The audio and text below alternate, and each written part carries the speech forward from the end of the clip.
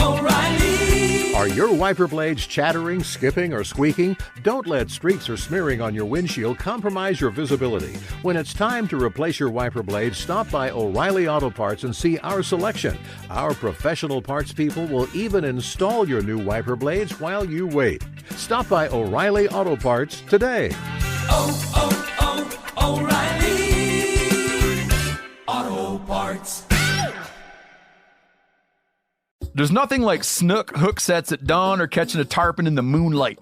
Find your next fishing trip made easy on fishingbooker.com and experience the magic of the Sunshine State or any other destination on your fishing bucket list. Book a blue water adventure in search of sailfish or go snapper fishing with the kids. With over 6,000 captains and trips to choose from, planning your next one just got a whole lot easier. Download the Fishing Booker app on the Google Play or App Store, or visit them online at fishingbooker.com to book your trip today.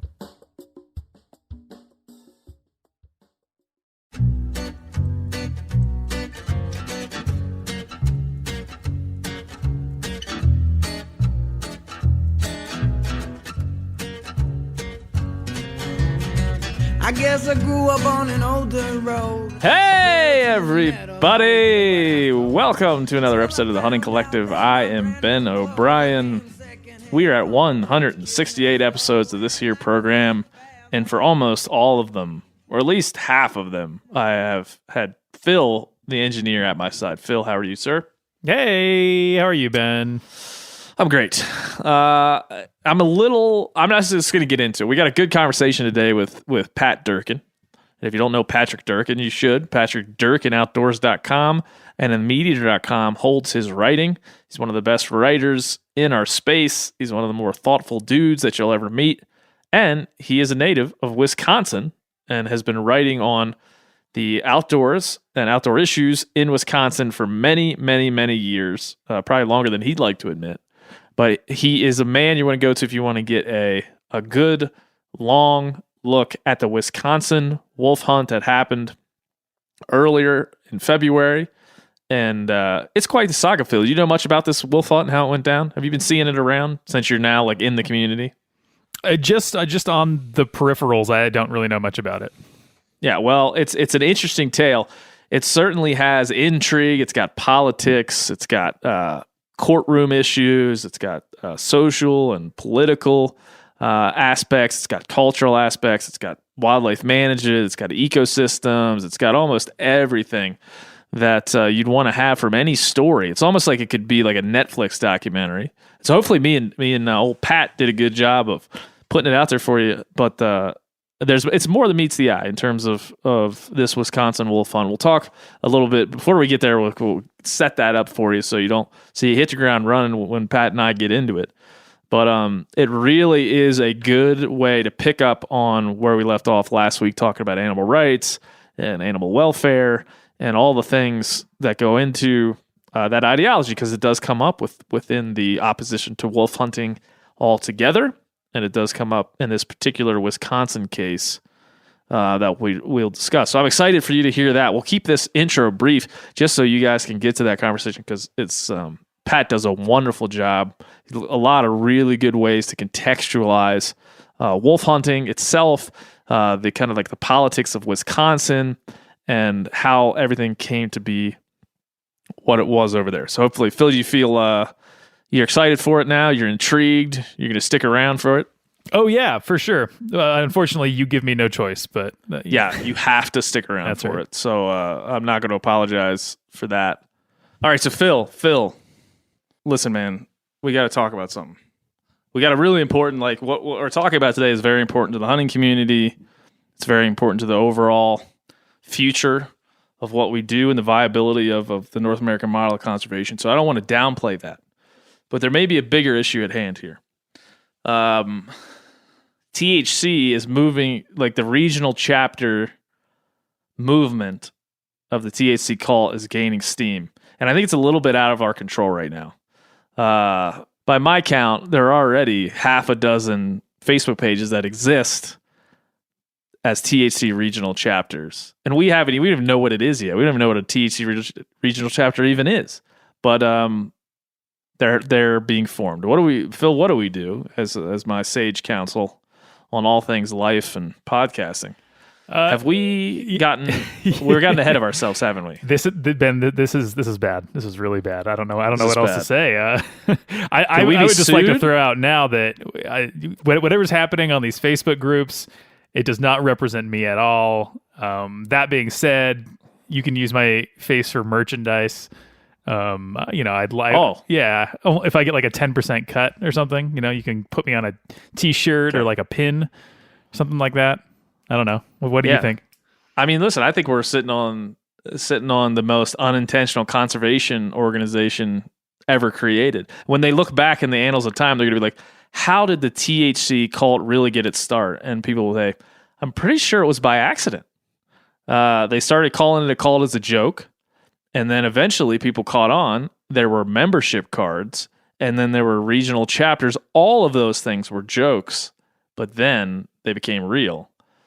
And next thing you know, the world was changed indelibly forever. That's kind of where I'm at with this. And so I'm not sure whether to be excited about that, Phil, to be hesitant to move forward. I wanted to have this conversation in public so people could, listen to us work through what I think is a crucial issue in the history of THC, the grand old history. They call us the GOP, the grand old podcast, in a lot of circles. Phil, stop laughing. It's serious. Phil, what are we going to do? Ben, I don't know. I mean, do you think you should get involved? Yeah, listen, I spent all last night reading everybody's emails. So thank you to everybody that wrote into thc@themeateater.com. Not to, some of you wrote to discuss the very important topics of race in the outdoors and animal welfare versus animal rights. And even this topic we're talking about today, wolves and how to manage them and what to do. Some of you wrote in about that, but most of you wrote in about starting your own chapter or wanting to join a chapter. And so I guess I will start by saying, Phil, very seriously, that it's heartwarming. It's something that I didn't ever expect for so many people to be out there to want to kind of join together. But it's something we definitely recognize. So we got to think on our feet here, though. We don't want to get in any. You think we get in some legal trouble here? Like, where are we at? Do we need to apply to be a 501c3? Yeah, I mean, if this merchandise idea takes off, then probably. I think for now you're fine, though. I think you're fine. For now, we're all right. Yeah. Well, listen, here's what I want to do. And as if you can't tell out there in listener land, I am shooting from the old hip here. And so Phil, as always, is my confidant, and he'll tell me live on the air whether he thinks this is a good or bad idea. Because we do this live every week, if you didn't know. Here's what I want to do. Right now, as it stands, we have at least 14 proposed regional chapters of the Hunting Collective. We have Blue Ridge, which is our founding chapter by the great Eric Hall. Colorado, Wisconsin, Southwest Michigan, New York, Illinois, Oregon, Alaska, Missouri, Maryland, Florida. So that's a good smattering across the country of people that are willing to take on the great, great responsibility of being a THC regional chapter leader, creator. How does that make you feel, Phil? I mean, this is yours too. You've done this. It really sits at your feet. In all honesty, I mean, it's really cool. These people who clearly have similar interests because they enjoy the same podcasts. Sure, they can get together in these groups and hey, you want to grab a beer at this place or go shed hunting here, go hunting here, whatever. I think it's great. It has nothing to do with me. I think most people who listen to the show are like, why is the non-hunter talking again? I don't think so, Phil. Only a smattering of our audience absolutely hates you, but everybody else respects you. That's a smaller number than I thought, so that's great. Yeah, it's a smattering. I think we're going to call the Blue Ridge chapter the Phil Taylor inaugural THC Blue Ridge chapter of the Hunting Collective cult. It'll be hard to. We'll have to make an acronym for that. Okay. But in all seriousness, here's what I want to do. Okay, so Eric Hall reached out and he said he had already created a page on Facebook. Other people have done this as well. Already created their own pages. Multiple of you. I don't know how many have already been created. I lost count at about, I don't know how many, 6 or 8 of them. Here's what I want to do. I want to take a step back from this because we were a little bit surprised that this was even a thing. I take a step back from this, and we're going to do the first thing we're going to do. And again, I want to state, like, we're actually doing this. Why the hell not is my philosophy. And what we're going to do is we're going to come up with 2 things. One, leaders of the cult, right? We got to get leaders going, Phil. Do you have any people in mind that you would like to nominate for these leadership positions within the Hunting Collective? Oh, I don't know. I mean, we've got some frequent writers in, some frequent contest entry, people. People like A.B. Rich, maybe. Would he be interested? Yeah. I don't know. I haven't heard from him in a while. Yeah, we should reach out to him. I hope he's okay. I haven't heard from people him like Luke Reeves. Oh, that's a good one. I didn't even think about him. Sure, Nebraska chapter. But he's married now. He's not gonna have time. Oh yeah. Whoever told that guy to get married, idiot. Yeah. And if it happened on a podcast, I would go as far to say that podcast is bad. Yeah, that podcast is actually responsible for whatever happens in his life. That's right. But I do have a list here that I've made, and I'll say that, like, everybody that wrote in for each chapter, I've logged your emails in a little spreadsheet on my computer, and I'm not kidding. It was the most ironic, like, this is the most satirical, ironic thing for me to spend last night for like an hour making a spreadsheet of regional chapter leaders for some damn podcast. It was the most hilarious.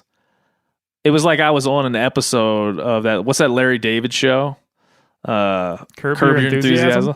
It's like I was writing my own episode of Curb Your Enthusiasm last night as I was doing this. But anyway, we're doing it. So screw you, Larry David.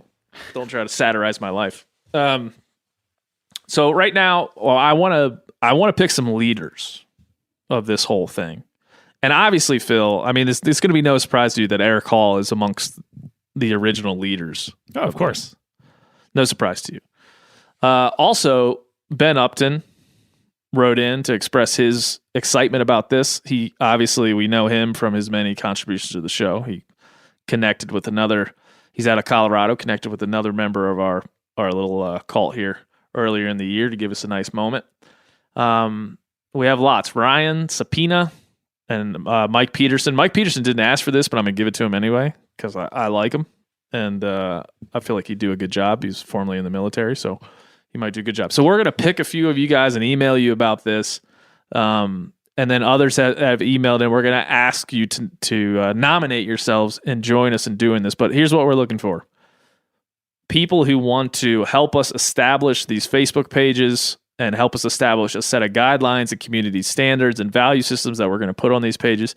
We're going to create a Facebook page that Phil and I are a part of for just the leaders of each one of these chapters. And then we're going to let those leaders go out in the world and create cool Facebook pages and hang out with people around them that like to do what they do. So pretty simple. Try not to make it too self-important, but hey, I'm me. So that's there's only so far we can go in that game. So Phil, you feel confident about this plan particularly? Yes, I do. I think, yeah. I think these groups will stay kind of close-knit and compact. I think they'll be good little communities for people to get together in. It's great. Yeah, I mean, right now, the Colorado chapter already has 4 people in it. The Blue Ridge chapter already has 17. So I think at Oregon, we're up to 2. Ooh. So, yeah. So in your face, Washington. Yeah, I mean, I think it'll be something fun for us all to do. They're not going to be, there's not millions of us out there. There's only a small number of us trying to do this for real. And listen, the best things in life started off as a joke. So why not fall fully into what we're up to here? So this is what I need from you guys all. If I mentioned your name as part of a leadership, email me, and we're going to set up a little call to start talking about this. Phil will join us. Right, Phil? Yes. We're going to start talking about this. See, I forced him to say yes because we're recording. And we'll start talking about how we want to do this, make a little kind of community guidelines thing, and then we'll start. And from there, it's just about anybody who's a new hunter who needs a mentor, who is a mentor that needs a new hunter, any of you that want to join, share links, share advice, meet up, go hunting together. There's a place for pretty much anybody who wants to get in and do this. So like I said, right now, we got offers from a lot of people to do this already. So if you're in Wisconsin, Michigan, New York, Illinois, Oregon, Alaska, Missouri, Colorado, if you're in the Blue Ridge Mountains, like I said earlier, you have a prospective chapter near you, I think. So, all right, Phil, we did it. As much as my personality only wants to make fun of this, it's also a big deal, man, because I know that we're in a pandemic. I understand that it's hard to find somebody that shares your values to do something as serious as hunting. And it's sometimes you need a variable place to gather around. So if it's not a conservation group, why not this year program? So we're going to give it a try.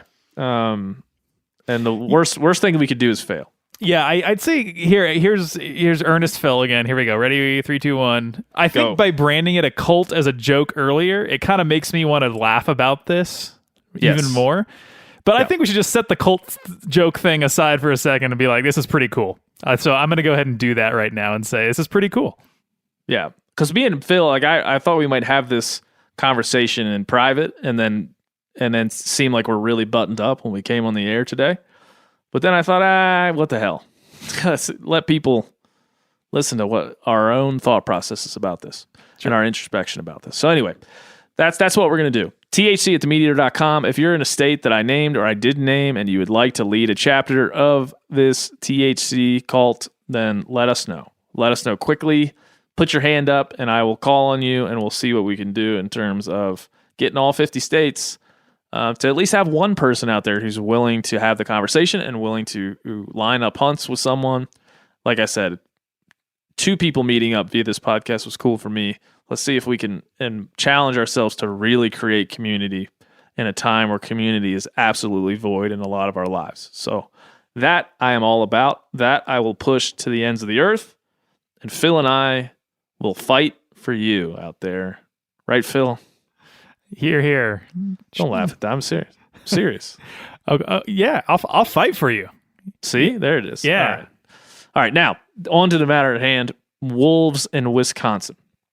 I said earlier that this story about the Wisconsin's wolf hunt that happened in February really does have a lot of threads that we've talked about prior.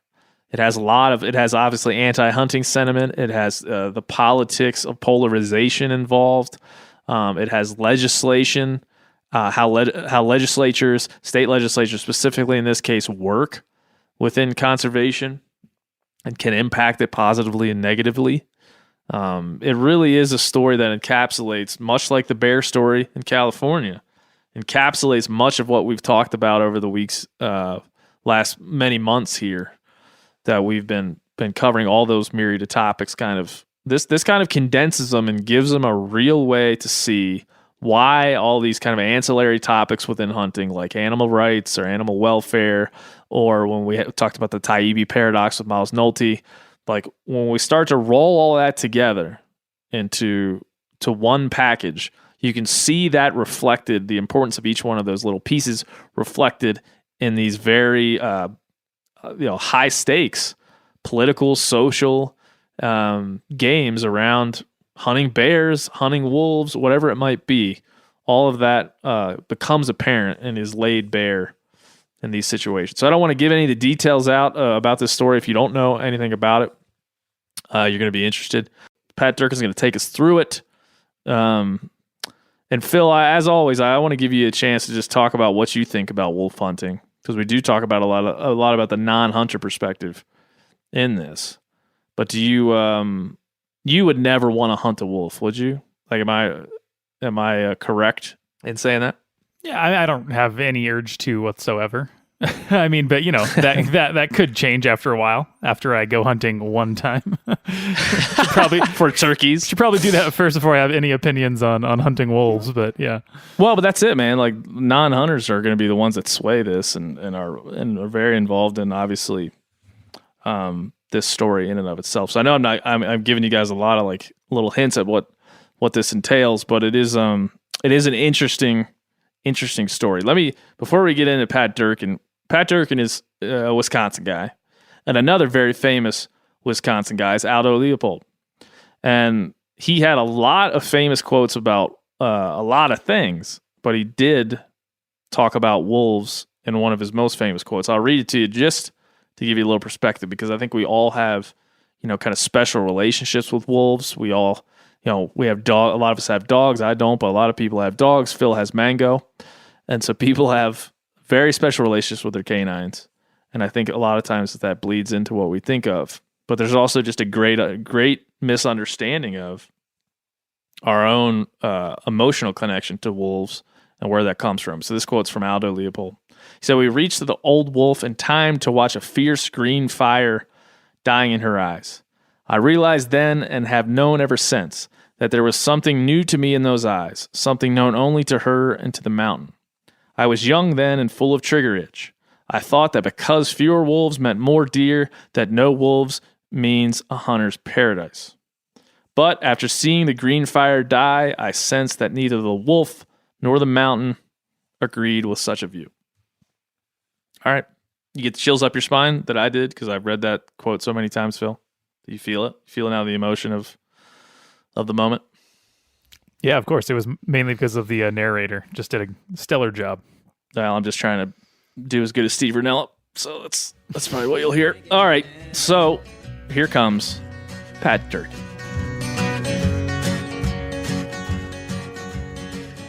All right, Pat Durkin, we've just been talking for 20 minutes. We forgot to hit record, and so we're going to have to recreate some of the good stories that we're telling. Man. Because with all the serious things in the world, just talking about fatherhood is one of the things that allows us to laugh at ourselves the most, I think, is as what we do and don't do in the realms of fatherhood. You were just telling me that you look on young fathers like me with some I don't know, how would you describe it, confusion or like just self-reflection? Yeah, amusement, but also respect. Where I've been there, I had my chance, and I like to think my daughters are all doing well despite me, and so it's fun to see now how you guys handle things and how my daughters handle their kids. Yeah. Now it's interesting, even talking to my dad about it too, and thinking about the things that you do that you think are normal. You're kind of in your own head as a parent. Anyway, it's fun to look back and laugh. But I was telling you that I'm not sure that I'm too strict or not strict enough with my kids. Sometimes it's hard to gauge. Were you strict on your kids growing up? Maybe too strict, you think, or not enough? I like to think I struck a good balance. I was strict, but I really have no doubt in my mind that my daughters knew I loved them. There was never that doubt because I remember as a child growing up in the 60s, I think parents were a little more detached back then, and definitely a lot more disciplinarians. And you did question sometimes where you stood, where I doubt my daughters ever doubted that. I think they knew that I might be a real prick sometimes, but that I might make them do things their mother wouldn't make them do. But I really have faith that they knew I loved them. Yeah. Yeah, and I even look back at my own childhood and I think, well, I guess I turned out pretty good, and I love my parents right with all that I am. And I don't, I was a pretty laid back kid, I think, so maybe I had a little smoother experience than others. Mm-hmm. But I certainly, like I told you, my mom caught me doing something I shouldn't one time, and back in the day, she chased me down the street pretty far. I feel like she chased me like a half a mile. I don't know, it was a long way. Yeah, she chased me, and so I certainly had those moments where I was rebelling and doing my different things. But you just wonder, is it how your kids were predisposition? High strung, laid back. Do you handle each one differently? Around my house, we're pretty. I like to think we're pretty strict. Although, like you were telling me, like I think a lot of millennial parents are probably pretty more laid back than you were, or maybe even your parents were, for sure. Mm-hmm. Well, like I do enjoy the fact that I should say first, I really do not like it when people, unless I know them really well, I really don't like when people badmouth their parents. Because I think, well, maybe your parents weren't great, but they did the best they could. At least mine did. And so I never question the end result. I think, well, Dad might have been not the kind of dad I tried to be, but I look at what he produced and where we all ended up, and I think that's a pretty nice success rate he had. So he could have been doing everything wrong. And I find myself quoting him a lot as I gotten older because I realized the dumb son of a bitch knew something. And he knew people really well, and he could really size people up quickly. And I really came to respect that. And these days, as a parent, my daughters make it sound like I was a real ogre, but then I always tell them, well, I must have been doing something right because you're all three of you doing very well. You chose good husbands, and I can't complain. So yeah, it's I think the human spirit is such though that it can overcome a lot if you're willing to devote yourself to it and take responsibility for your own life at some point. Yeah. And I would be honest too, as a young father, having to adjust to the commitment to really be good at it, because there isn't just one way to do it.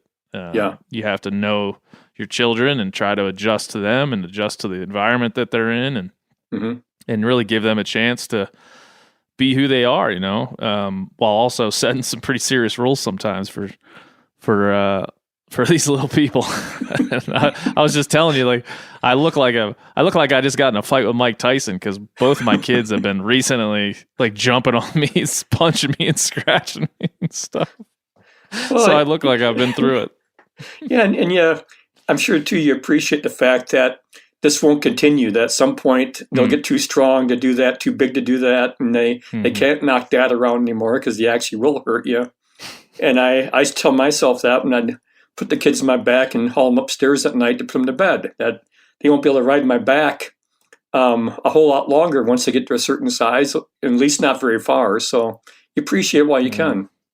Yeah, exactly. And that, like you're saying, it's all an iteration of the thing that happened before, right? It's like it's all time repeats itself, and that's what I'm sure, you as a grandfather, you get to see that now. And you get to see time. I think my dad does that quite a lot with me, where it's like, he sees kind of the iteration. We were talking about, I took my kid out to a nature sanctuary over the weekend. We were trying to find 12 different bird species, and we were going around, and it was fun. And my dad is the type of person who knows every bird in the woods and spent a lot of time as a young person hiking around in the winter and just looking at birds, just looking around and finding himself in nature. So I think that's something that I want to follow, and I'm sure he could probably see me trying to instill that in my kids, even if I didn't understand. I don't think I understand it until I had kids. I didn't look at my dad and say like how amazing it is to be an encyclopedia of the outdoors like he is until I had my own kids. And I'm like, I better give that to them. Yeah. I better make sure they have what he has. Yeah. So it's just like a shifting baseline. And that's fun. It's fun too to think back. I can remember as probably a 4 or 5 year old being amazed to hear that as we're driving past this lake, my dad say that lake is deeper than he can stand tall. And I remember being just shocked to think that something could be bigger than my dad or something deeper than my dad. And then you get to be a little bit older and you realize, no, lakes typically are much deeper than most guys. Yeah. So that was a learning experience for me at the time. Yeah. Well, I've recently taken to writing down, my son's at the why stage of life. Everything's why this, why that. And so every night I put him to bed and I let him ask me some questions. Recently I've had to limit it. I've like, I'll give you 7 because it could go along into the night. And I give him questions, and then I write them down when I go back to my desk and write them down when we're done. And so I have 150 questions in this notebook. Yeah. And it's fun to just look back at his progression, even over a short period of time, of the questions he's asking and how he's learning. Yeah, good for you. Taking in the world, It's it's a special time because eventually he's not going to want to ask me anything. He's going to be telling me stuff eventually. Yeah. So it's those little idiosyncrasies. Yeah. Eventually, though, it does come back where once you're I always have this, in my mind, where I divide men from boys is about age 25. Where at about starting around age 25 to get their head out of their ass and start thinking like an adult. And so I always told my daughters two things basically is don't marry a guy until he's at least 25 because that's when he gets his head out of his ass. And even then, make sure you've done something where you have your own career so you can always basically tell anyone in your life, F you, I'm out of here, and not be tied down. So I like to think my daughters took that advice. So we'll see though. They're still they're like your age, so they got some time ahead of them. They're doing pretty well though, by all accounts. Yeah, I mean, did you feel like the outdoors? Did your daughters do a lot with you in the outdoors growing up? My oldest one did. Yeah, my oldest one. You could tell at a young age she was into it. I mean, she understood about listening for geese off in the distance, listening for turkeys, and I tried the same approach with all three of them, taking them at an early age hunting and fishing, especially for like geese. So you can just put them in a cornfield and hunker down and wait them out and listen for stuff and watch for stuff. But the oldest one took to that, and the youngest ones didn't. My two younger daughters. But then as young adults, they're it's fun. Like the one I was telling you earlier about going ice fishing yesterday with some of my grandkids, and the youngest boy falling into the hole, and that kind of ruined his day. But it's fun now to see all three of my daughters understanding the importance of hunting and fishing and seeing it in a bigger picture and getting you can tell now they really want me to take their kids along as soon as possible. Yeah, that's like I said, that's coming very clearly into my life right now. I'm seeing what I want my kids to be, and then looking at the other people in my life and being like, man, I never appreciated, this about my mom or this about my dad or this about my best friend. And I want my kids to have that part of them. Yeah. Even if I can't give it to them, it's important to know your own limitations as a father, I feel like, because I'm not real handy. Like, you're not going to come over to my house and be like, hey, could you fix my pipes? I'd be like, I can try. What's wrong with your pipes? Well, let's have a discussion. I'm not, I didn't pick that up, but there's other people in my life that are. And so you kind of you kind of carve up those things that that you need to, push your kids towards. Yeah. And then once you have your kids, you see that, I think, a little bit more clearly and precisely. It helps you appreciate the people around you for who they are. Definitely. Oh yeah. I'm sure too, as a father, you see the different interests and talents at a young age of your two boys. I mean, I definitely saw it in my girls as they were at very small ages, the things that caught their interest, things that didn't. It's fun to watch.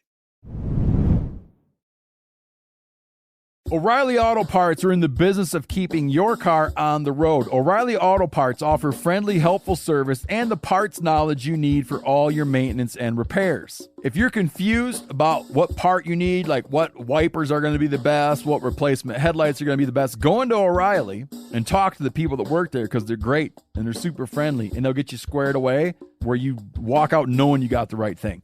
They've got thousands of parts and accessories in stock, either in-store or online, so you never have to worry if you're in a jam.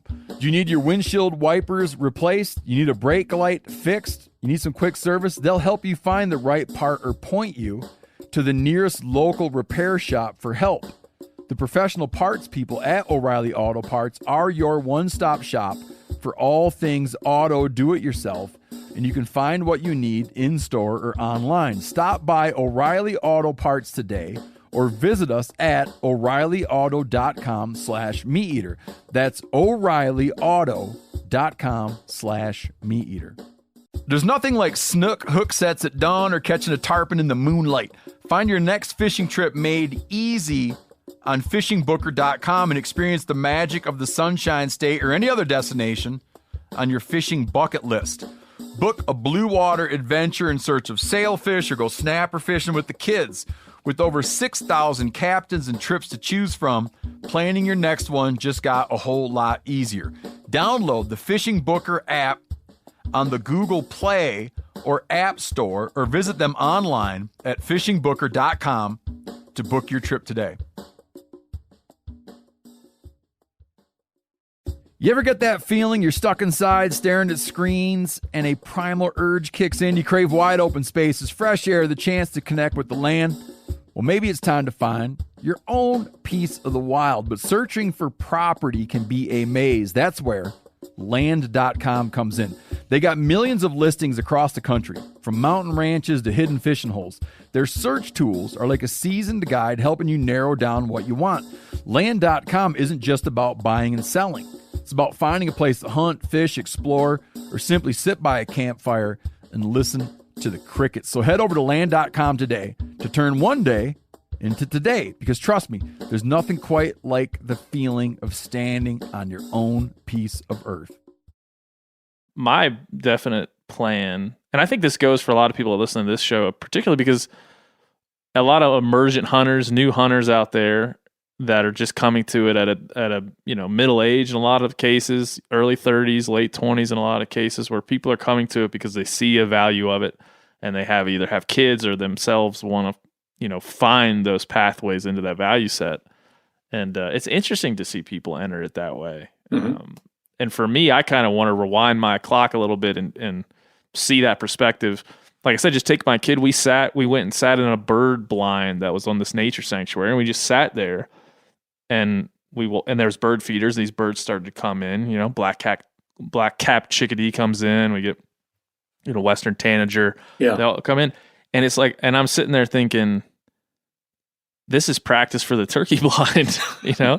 That's in my mind. He has no idea what, but in my mind, I'm like, be quiet, don't scare the birds away. And for me, I'm like looking at my watch to see how long can we sit here? How long is he interested in the little things about what's going on around him? And he was. He very much was. Yeah. So to me, it's just rewinding that clock a little bit, not diving fully into hunting, but taking like the little micro moments within hunting that are important and presenting them to him in another way, trying to get him to just go walk around in the woods, just go look at some birds, just go, listen for owl hoots in the morning, just go, just so he has that appreciation first, where it's not like, like I am, like running head first into every turkey I see, see what I can do with them. I'm with you. It's a special time. And I think that, like you were saying, girls and boys, for sure, we have these conversations now about how do we make sure hunting is a little more accessible to all genders and anybody that wants in, when it's just kind of breaking some of those barriers down. But it'd be interesting, as I said, my wife wants to have a third little one, and I'm hoping for a girl just so I can get that perspective, so I can see both sides. Yeah. Of raising a kiddo, and then also just seeing how they go through the outdoors, what they're interested in, each one of them. So it's you learn about a lot of, like I said, you learn about a lot about yourself. You learn a lot about the people around you as you try to do this damn hard thing. Mm-hmm. But I always felt there are aspects of my life growing up that I never really thought about at all when I was young. Was that my dad's mother lived with us when I was growing up. And she was much more aware of the outdoors than my dad was. My dad knew how to hunt and fish just enough to get me going. But as far as overall knowledge of the outdoors, the different birds, different songs that birds sing, the trees, how to identify trees by their bark, I learned all that from my grandmother. And it wasn't like she sat me down and taught me stuff, just that you hung around her outside when she was working. And she'd show me stuff, and I remember she learned too that I was easily entertained. She gave me a hatchet when I was about 5 years old and just kind of turned me loose with it. And I was chopping down everything that she told me to chop down. But by learning that way, she could tell me that basically black locust trees were fair game. Any black locust I want to chop down, have at it. It would just regrow anyway. And but all these kind of little things, that she taught me, that years later I realized, God, Granny knew quite a bit of this stuff. Yeah. Yeah. And you just don't know. Like I said, there's a lot of that in my life that if I could rewind the clock, I'd go back and be more interested in and take those opportunities. Cause you just, man, I don't know how you foster that in a little person, but I definitely missed some things along the way. Now that I have a child, I'm like, man, if I would have followed, a little bit closer into the examples I had, man, I would have been a whole lot better. I've been running a whole lot faster by now. A whole lot better at hunting, even. I'm guessing you made up for it. I try. I do my best. Well, I'm glad we could talk about fathers and sons and daughters and maybe warm some hearts before we get into the next topic. Sure. Because I guess, how we break into, there's the macro issue of wolves, right? Wolves are this incredibly charismatic, incredibly important, and also incredibly imperiled species on any landscape, really around the world, but especially in North America. They found themselves a special place in the hearts of everyone in this country, really, in some way, shape, or form, whether that's more of a, animal rights perspective or our perspective as conservationists and hunters and how we see things. But there's no one that doesn't have an opinion on this, I think, educated or not. So that's where, this Wisconsin wolf hunt comes in. The reason I want to talk to you is obviously you're tuned into it, but one of the first things I want to kind of dig into is what, the Wisconsin hunting culture, I feel like is fairly unique. Mm-hmm. And I don't know if you would term it as insular or how you would describe it, but what is the Wisconsin hunting culture defined, and then how do people there look upon wolves? It's really, I think it's fair to say that, as we always default to, it runs the gamut. I can call any number of people I know and know that they individually do not represent the overall Wisconsin experience, the overall image we might have of Wisconsin hunters.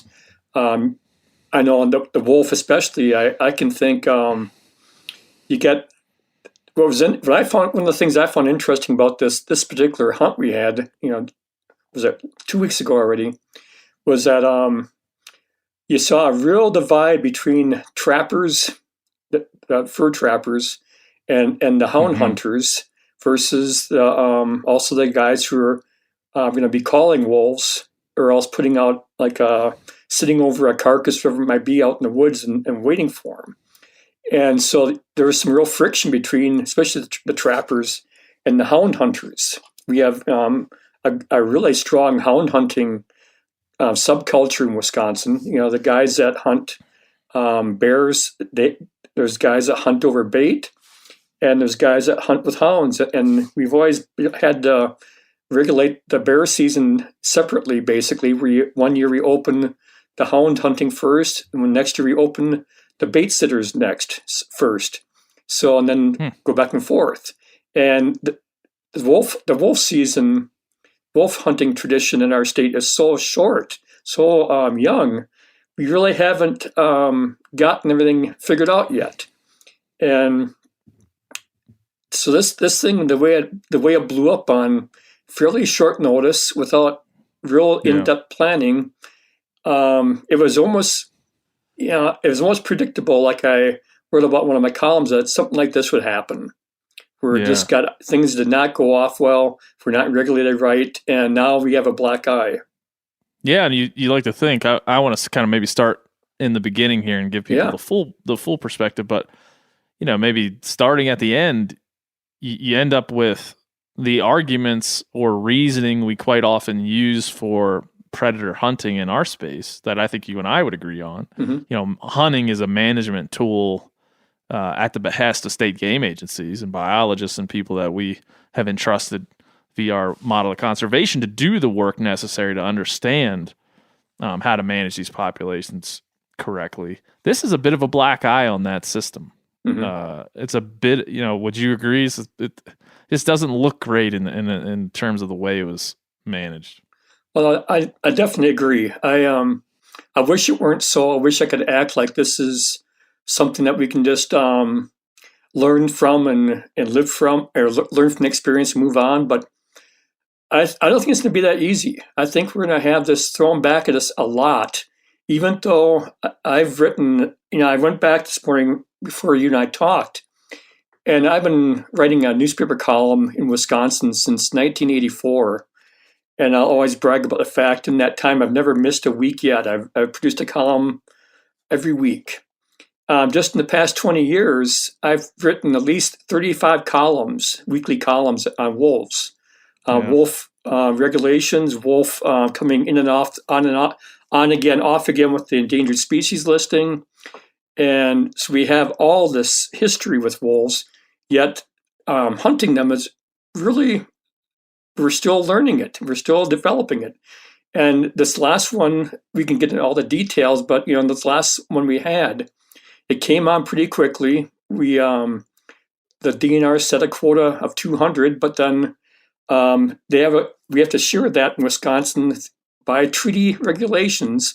These are court-ordered federal court decisions that we cannot just manage wolves or deer or bears up north how we want. We got to do it basically in collaboration with our Ojibwe nation, the Chippewa people.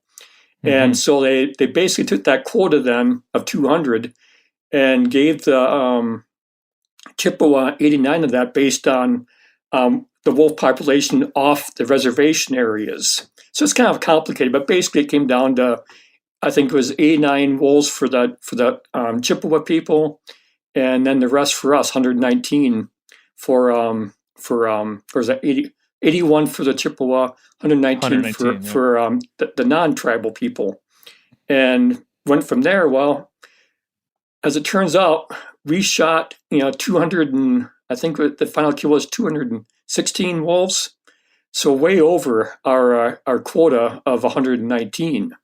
And we can't just act like that doesn't matter, that we can just take what the Chippewa didn't use, because they don't use theirs. They use theirs to protect the wolf, because in their culture in Wisconsin, it's considered, the wolf's considered their brother among our tribal people. Whereas I think it's the Navajo out west, where they don't have the wolf. They don't hold the wolf in that kind of regard. They were more of I think shepherds and had sheep, so they weren't herding. I guess they had herds of something they took care of, and the wolves would prey on them. So they had a different perspective. But Wisconsin, this is what we have, and we way overshot that. And now, what I find frustrating is that the first 3 years we had this season, back in 2012, 2013, and 2014, we did a really good job of staying within our quota. We only were off by, I think, 2.1% overall. We went over a little bit. Really shut things down quickly, controlled it, didn't have these problems. So this time, it was a different situation, and the politics were different. And it ended up where now we have this black guy we're going to have to deal with on a legal front, I think. I'm sure the Chippewa aren't going to just let this go by. They'll have to find some way to get their compensation for it. Yeah. It's one of those. I think with a lot of these situations, the grizzly bear and the greater Yellowstone ecosystem, it is complex. I mean, it's not as simple as we have 1,000 wolves, and this is how many we need to take off the landscape. We have our population thresholds, and we know what they are. It's just not that. So it's not just a numbers game. There's so many other things that are involved. Quite honestly, when you start looking at this, you have to, and you just said this, you have to understand that the numbers that are being given by the state game agencies are so important to hit, because this is, again, it's prescriptive. It's not just, they didn't just come up with this number. It's a prescription for how to maintain a healthy ecosystem and a healthy wolf population, ungulate populations, predator-prey dynamic, all the things that are important for and cohabitation, all the things that are important for that ecosystem function are baked into that number. And when you miss it, it's you can't understate how big of a deal it is to miss it, and miss it by that much. Yeah. Is that felt locally? I mean, Is it you feel like for whatever bars people can go into, are a lot of people talking about this in hunting camps and discussing it? I'm sure it's a part of the buzz there. Well, it's been a nonstop discussion the last 2 weeks, and again, it really varies by which group you're talking to. But I have been really disappointed by how many people just think the quota was, because you said the quota was 200. They think that, well, it was only 16 over that quota, but that's not the reality of it. The way this will break down in our court rulings, the way it will break down in the eye of the public opinion, that's not going to fly. People, I guess the way I look at it, Ben, I know we're onto a really hot issue. Sure. Where people are mad when I get emails and text messages from my non-hunting sisters-in-law, want to know what the hell was happened here. And you have to go back and explain that, well, in terms of wildlife management and wolf management, this did not hurt. This did not deliver a significant blow to the wolf population in this state. But that's not really what it's all about. It's a lot bigger than that, and I really have a hard time when it fits our narrative to act like, well, we stay within this biological goal. Think, well, that's not how it's going to be determined going forward. No. Yeah, the social and political dynamics are part of the conservation game at this point. You can't discount them. It's not just a numbers game. Yeah. You have to look at, not only were we able to manage the population via that overall number, but were we able to manage the social and political dynamics that go along with this particular species? Because you can't decouple those things. You can't take them apart, can you? I mean, there's no way.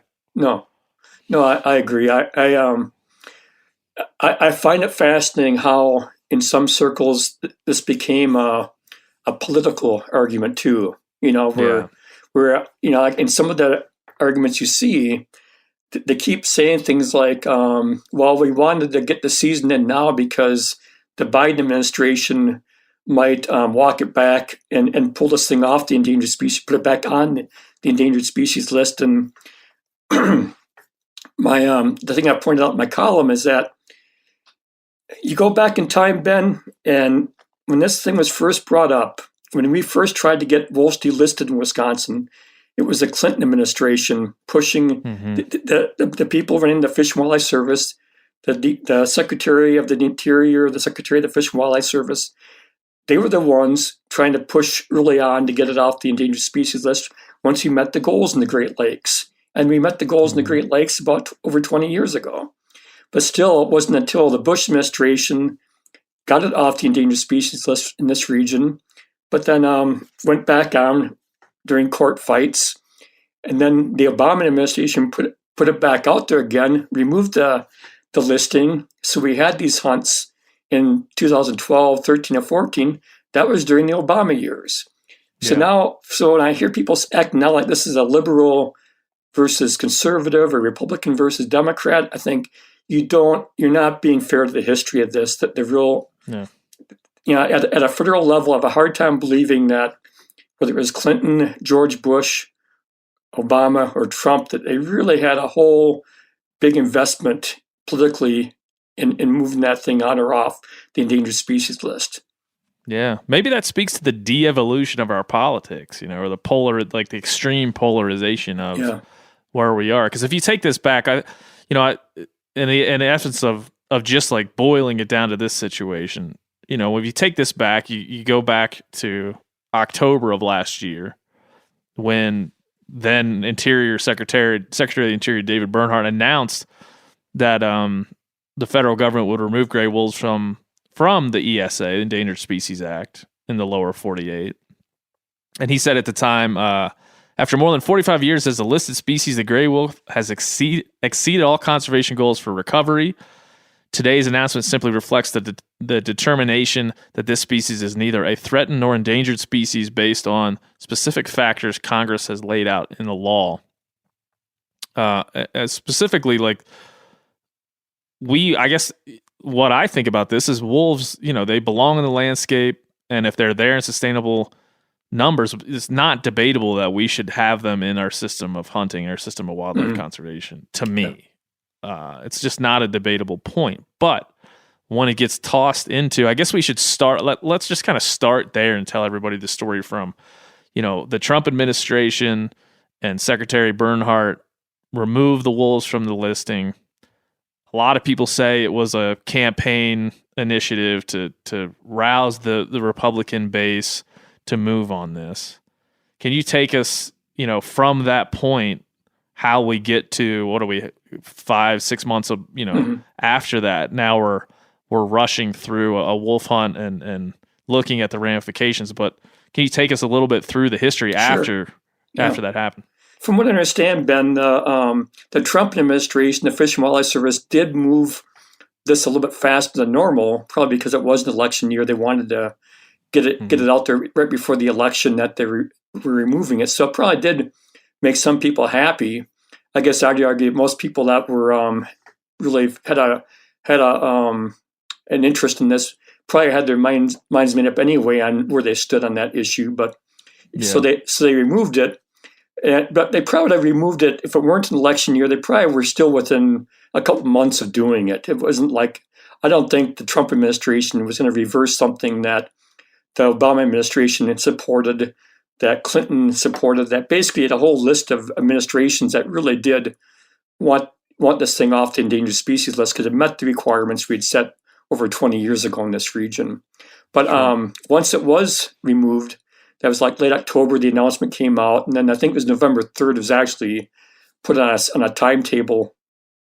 By, I think it was December 6th, the Wisconsin DNR came out with a notice that, in their opinion, we should hold off and not hold our first season till the following November, the first Saturday in November, which would have been, I think, November 6th this fall.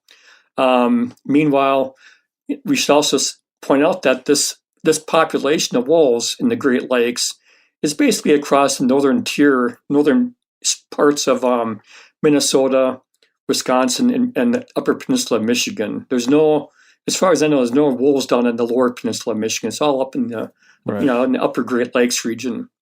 But meanwhile, Minnesota showed no move to start a season this year, and Michigan did not either. They both were kind of holding back. And when Wisconsin announced they're going to hold one in November, I think outside of Wisconsin, it was looked at as kind of a fairly aggressive announcement that we're going to have our first wolf season within a year of it being delisted.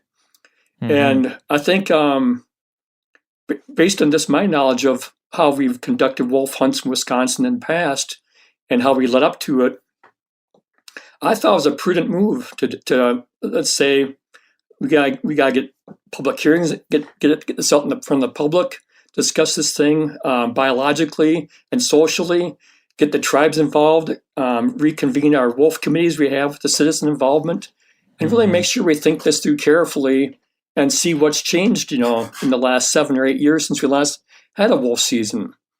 And because the one thing we know is something like wolves, and then something coming off the endangered species list, I would just think it'd be real prudent to proceed carefully. There's no rush. Let this thing, as I always keep saying, play the long game. This won't be our last chance. If we do it right, this won't be our last chance. Let's just take our time with this. But that didn't happen. The politics got involved, and one of the really, I think, interesting nuances of Wisconsin's situation is when wolves were delisted back around, I think it was around 2009, 2011, so all these court battles. Well, when they came off the list in 2011, one of our lawmakers quickly passed a law within about 3 or 4 months to put the wolf season, make it part of the state statute. And, we don't set our turkey season, our rabbit season, squirrel season, waterfowl seasons by statute. We set up by administrative rule where the wildlife agency dictates the rules. The legislature takes a final look at it, but overall, the Wisconsin DNR works with citizens groups to kind of come up with the framework and the laws that we'll govern it by, and then we proceed from there. Well, this one was put in the state statute, so technically, when this thing was when wolves came off the endangered species list back in the fall, well, some of the groups pushed to bring the hunt back right away. And we saw what happened when we did that. Because I think some of the things that happened in this season would not have happened, would not have rolled out the way they did if we'd taken a more calm, deliberate approach to it.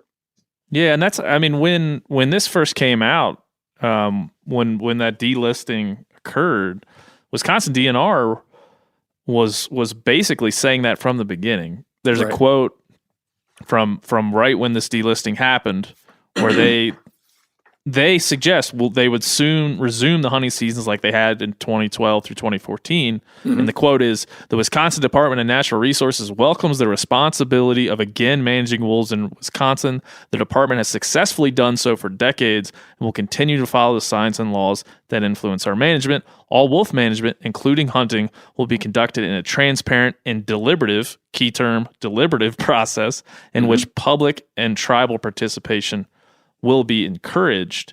And so this is again, there's a lot of nuance here. This is a situation where you and I would probably agree on the hunt being conducted, right? We're happy that for the delisting, we feel like that's the right thing to do here. But then you step to like, how do we implement this hunt? And that's where things fall apart. And are you familiar with this group, Hunter Nation? I'm not. And what they did here? Yeah, until they popped up in this lawsuit, which basically they filed a lawsuit to force the DNR to open the season before the end of February.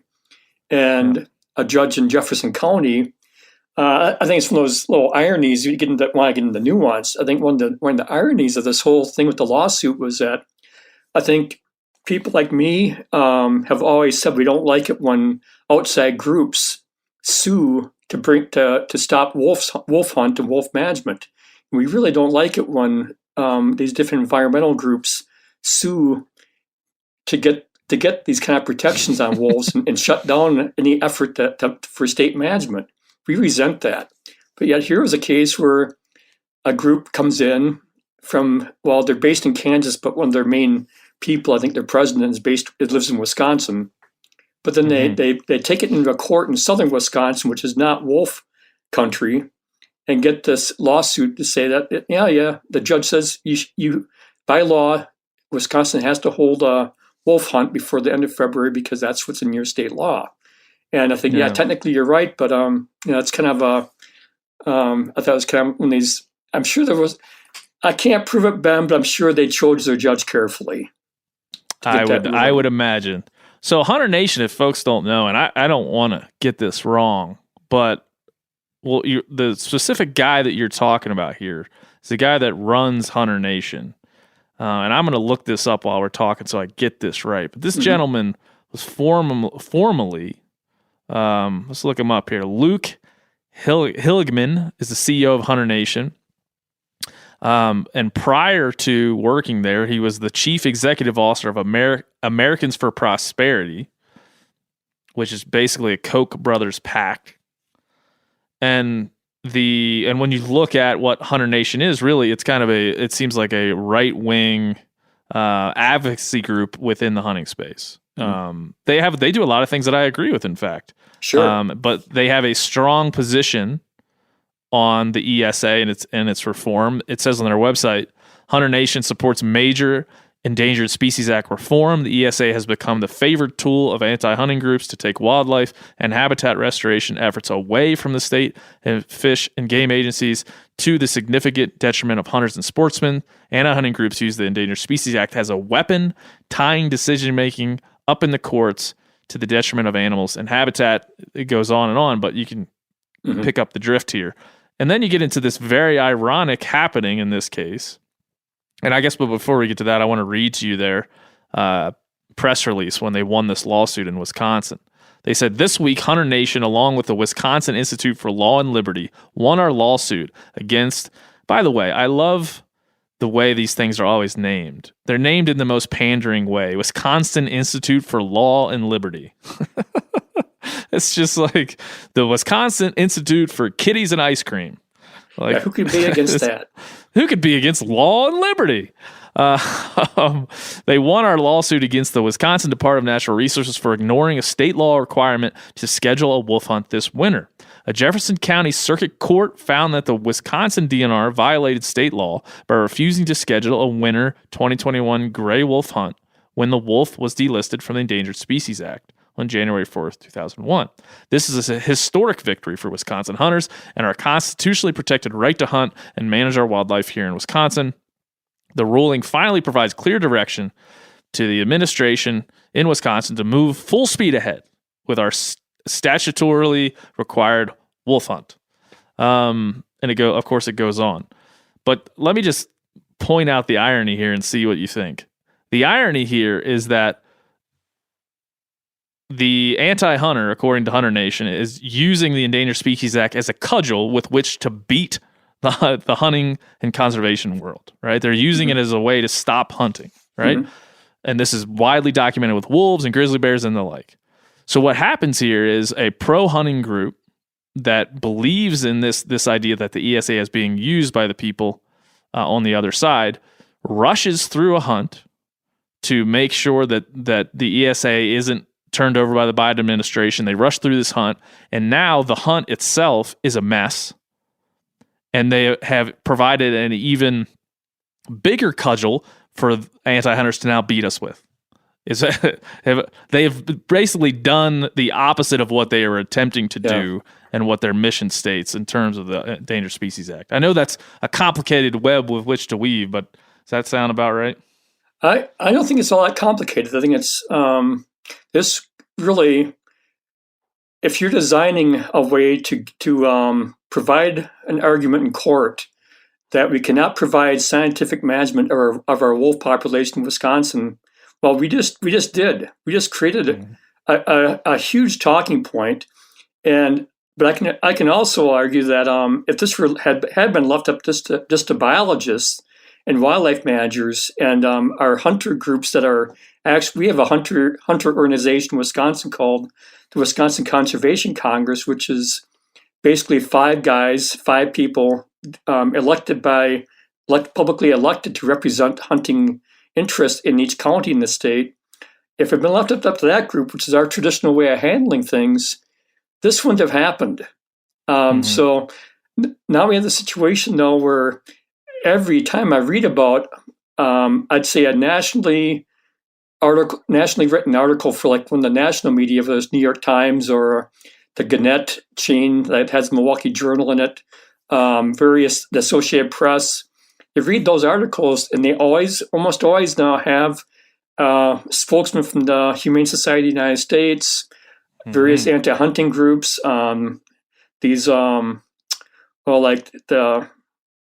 basically I'd call it just the Earth First type groups, all bashing away at this hunting season, the way it was carried out. So now we have that where this was not scientifically designed. The way this thing was enacted.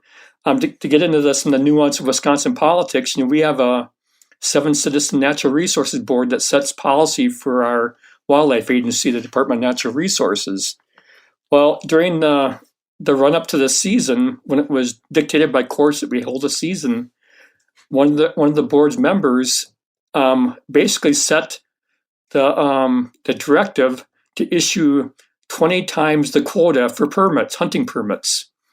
And that was doubling the standard before, where in the first 3 seasons, Wisconsin issued 10 times the quota to get that harvest. Well, this time he went for 20 times. And I ran the numbers on. Basically, when you get down to how many permits were sold for each wolf season we've had, all 4 wolf seasons, in the first 3, when that actually came time to buy hunting permits, we sold about 7 permits for each wolf in the quota. This time we sold over 13 permits for each wolf in that quota. So we effectively doubled the hunting pressure compared to the first 3 seasons.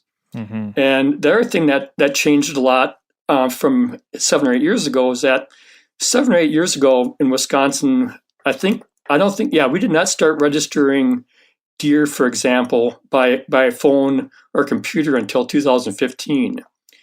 And so like when we last had a wolf hunt, it was still showing up somewhere, getting it registered and doing it that way. Well, now this season, we could do it by phone and computer. but yet we stuck with the old 24-hour timetable for registering it, the wolf.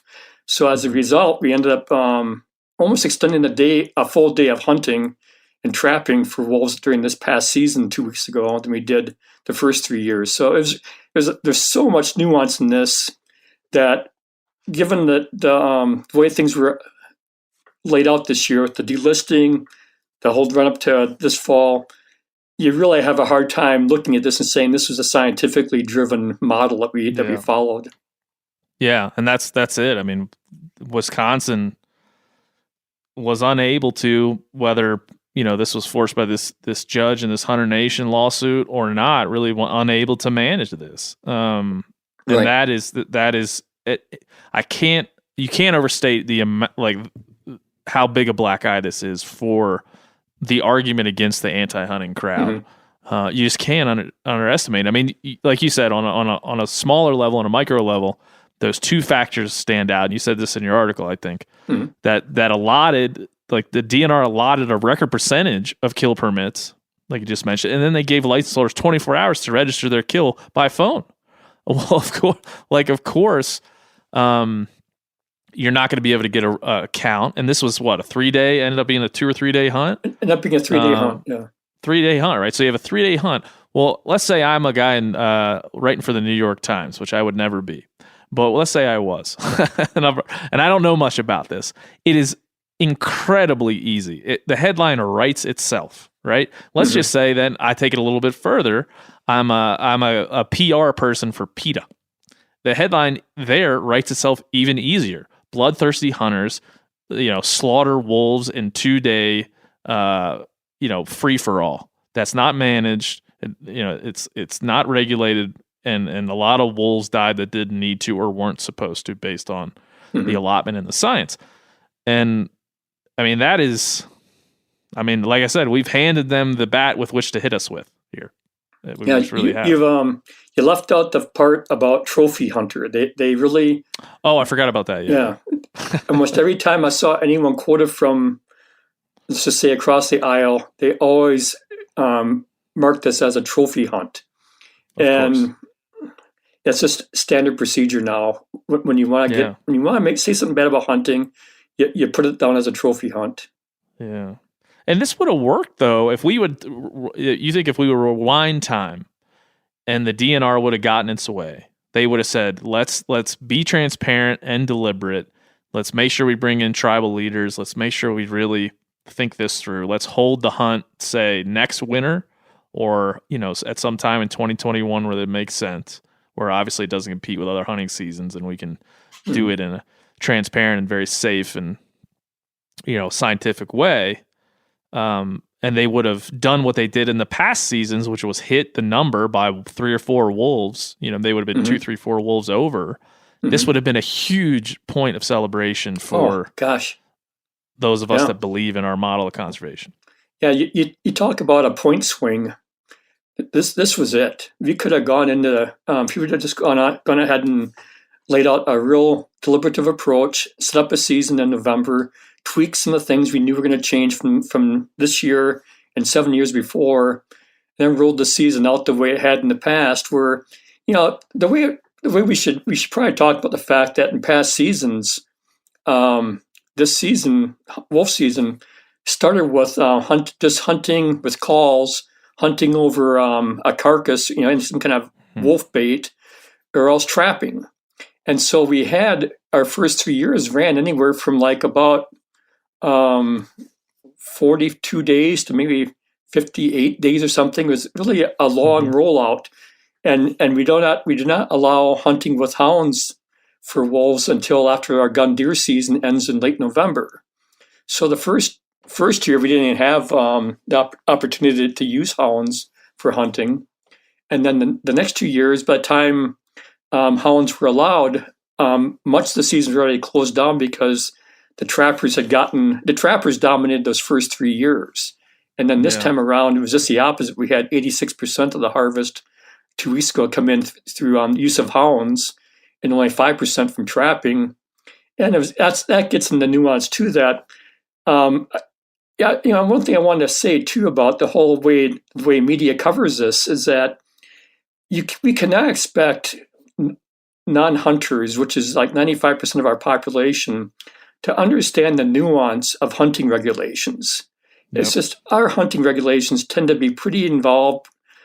So for them to understand the difference between hunting with calls, trapping with foothold traps, and hunting wolves with hounds, these are such different practices that hunters are pretty well aware of them. But even then, it's hound hunting is not something a lot of hunters have any direct experience with. So there's so much nuance here that can be so easily distorted and used in the wrong way against us that it was just, I keep thinking just what a wasted opportunity this was by letting this go forward, where it now gave us a black eye instead of the great example of what we could have achieved. Yeah, really. I mean, if you and going back to what you said, there was an article on March 3rd in the New York Times. It's not by me. That's weird. By Maria Kramer.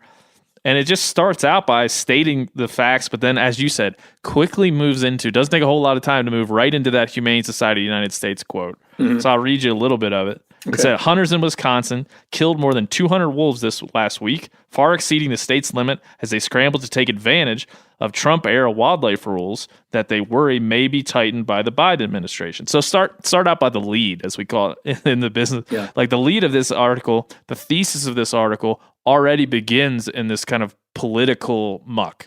It begins with this it connects, it takes no time in connecting hunters to the Trump era and hunters to right-wing politics, and it quickly moves into the left-wing opposition.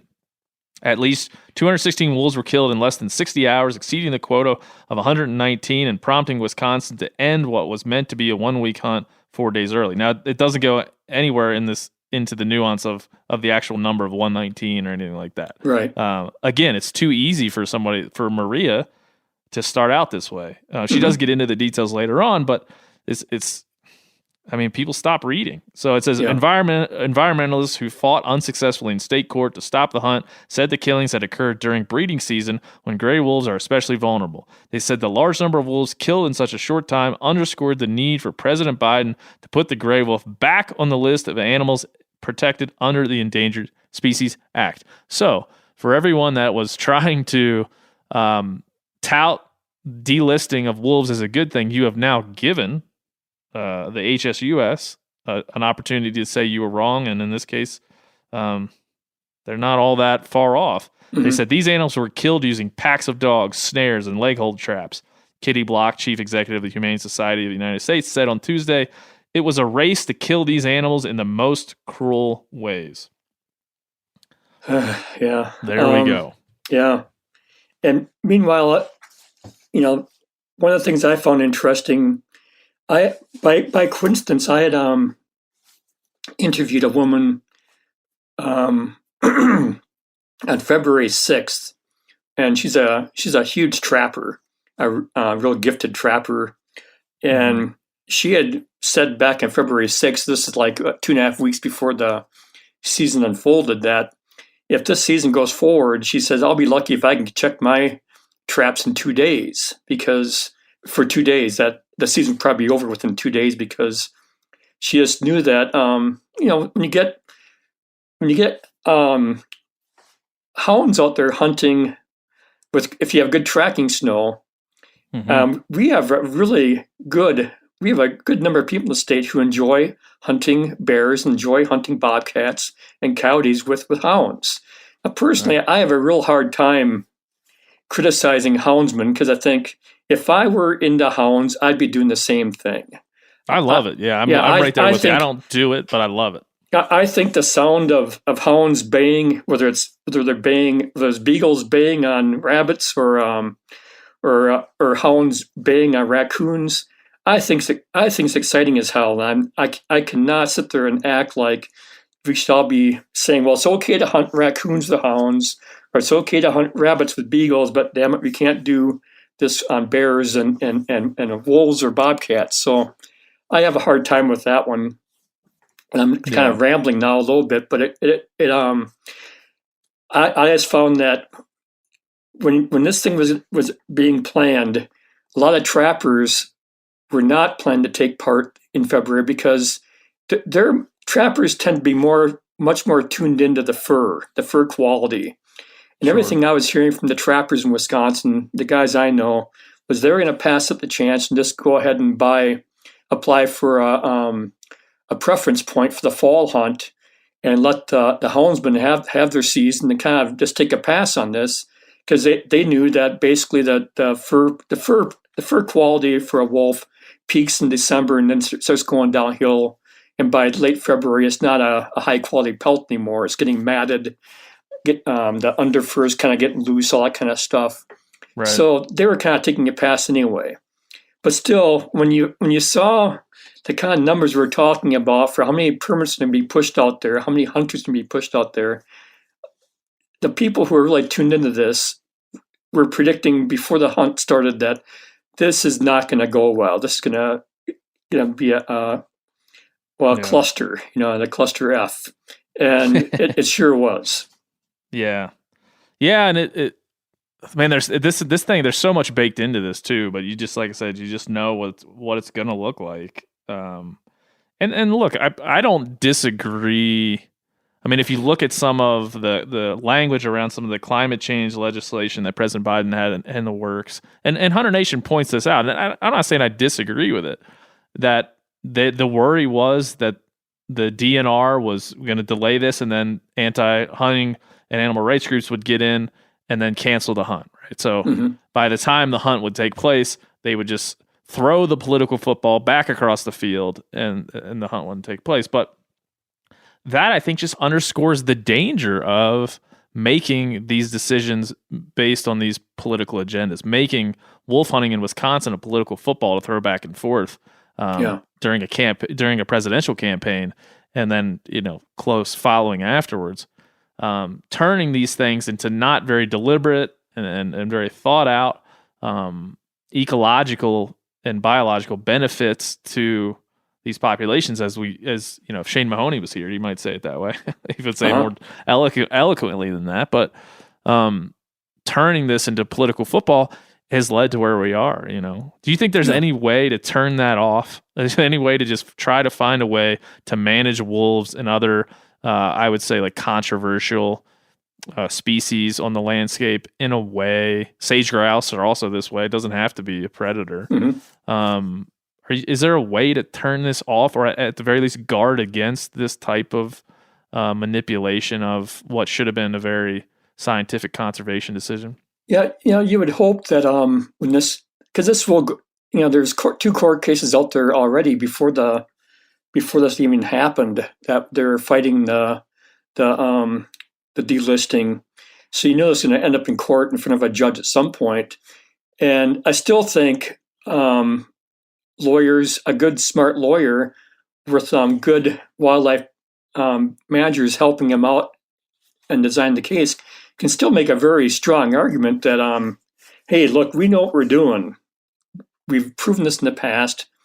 This is not a good example of what we're capable of. Here's what we have done in the past and done it very well, not just Wisconsin, but also Minnesota and Michigan when they had their seasons. So we still have an overall very strong record for controlling the wolf harvest and getting and basically rolling it out again the next time in a real responsible manner. But so this was really the outlier. This season here was nothing like anything else we've seen before. And unfortunately, the way it came out so fast, that the people we were really counting on to bring some sanity to the process.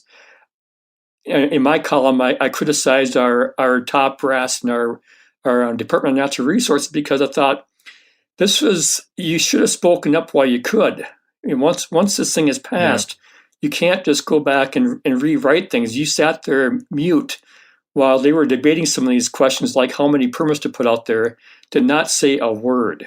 And that really will hurt our case when it comes to, why didn't you speak up?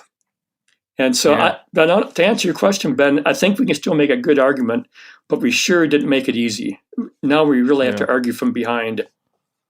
Yeah, you do. And this is such a critical point And I mean, I don't know. There's a point that this will ever calm down. Like the boiling point will be taken down. But this is with a new administration, and we've seen these political footballs go back and forth before to the detriment of what we're talking about. And this happened with Grand Staircase Escalante and Bears Ears, to the detriment of the landscape, and in this case, a species, and its overall conservation efforts.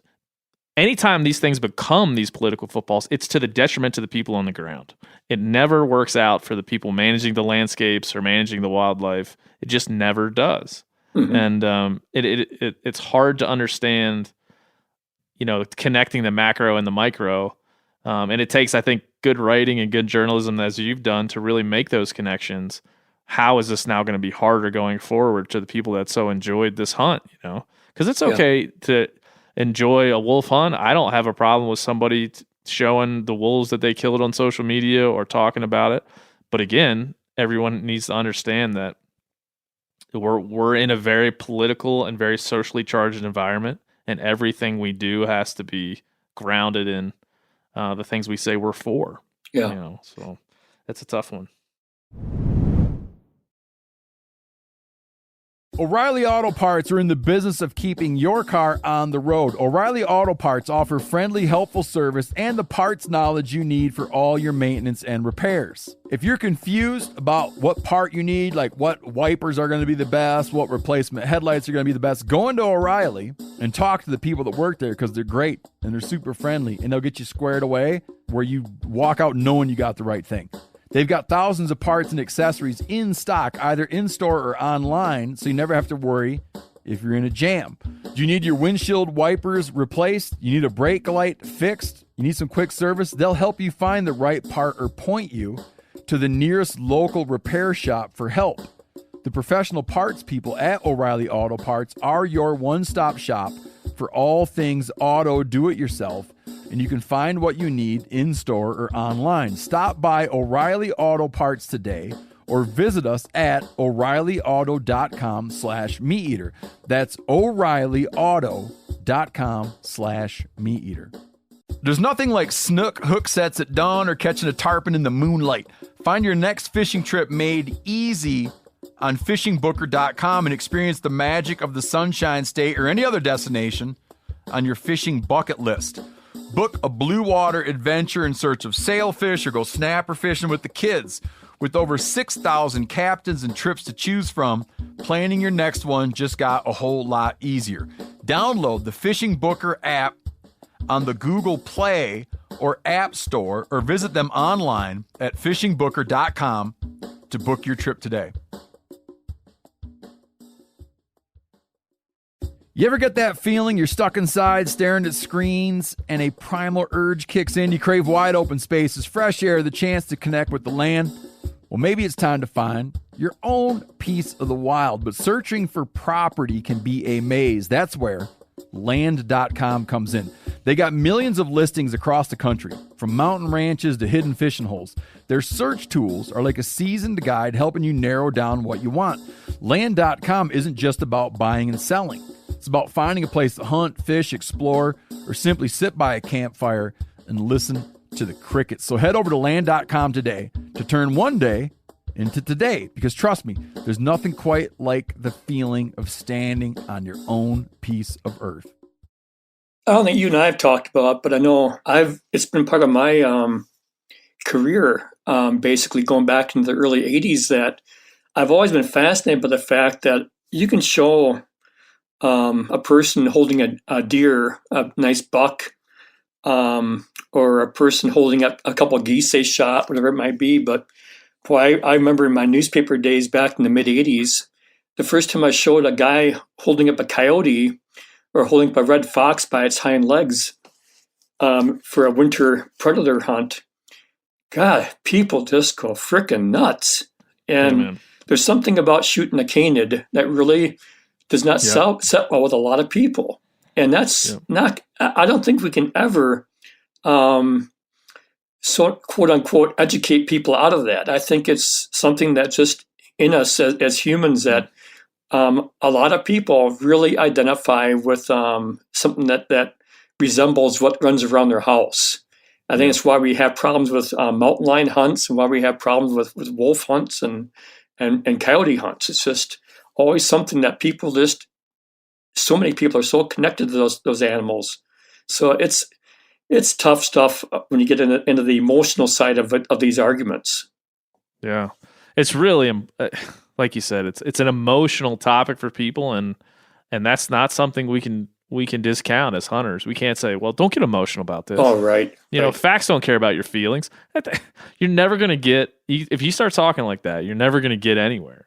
You're just going to create a wall between you and the person who you'd like to understand you. Yeah.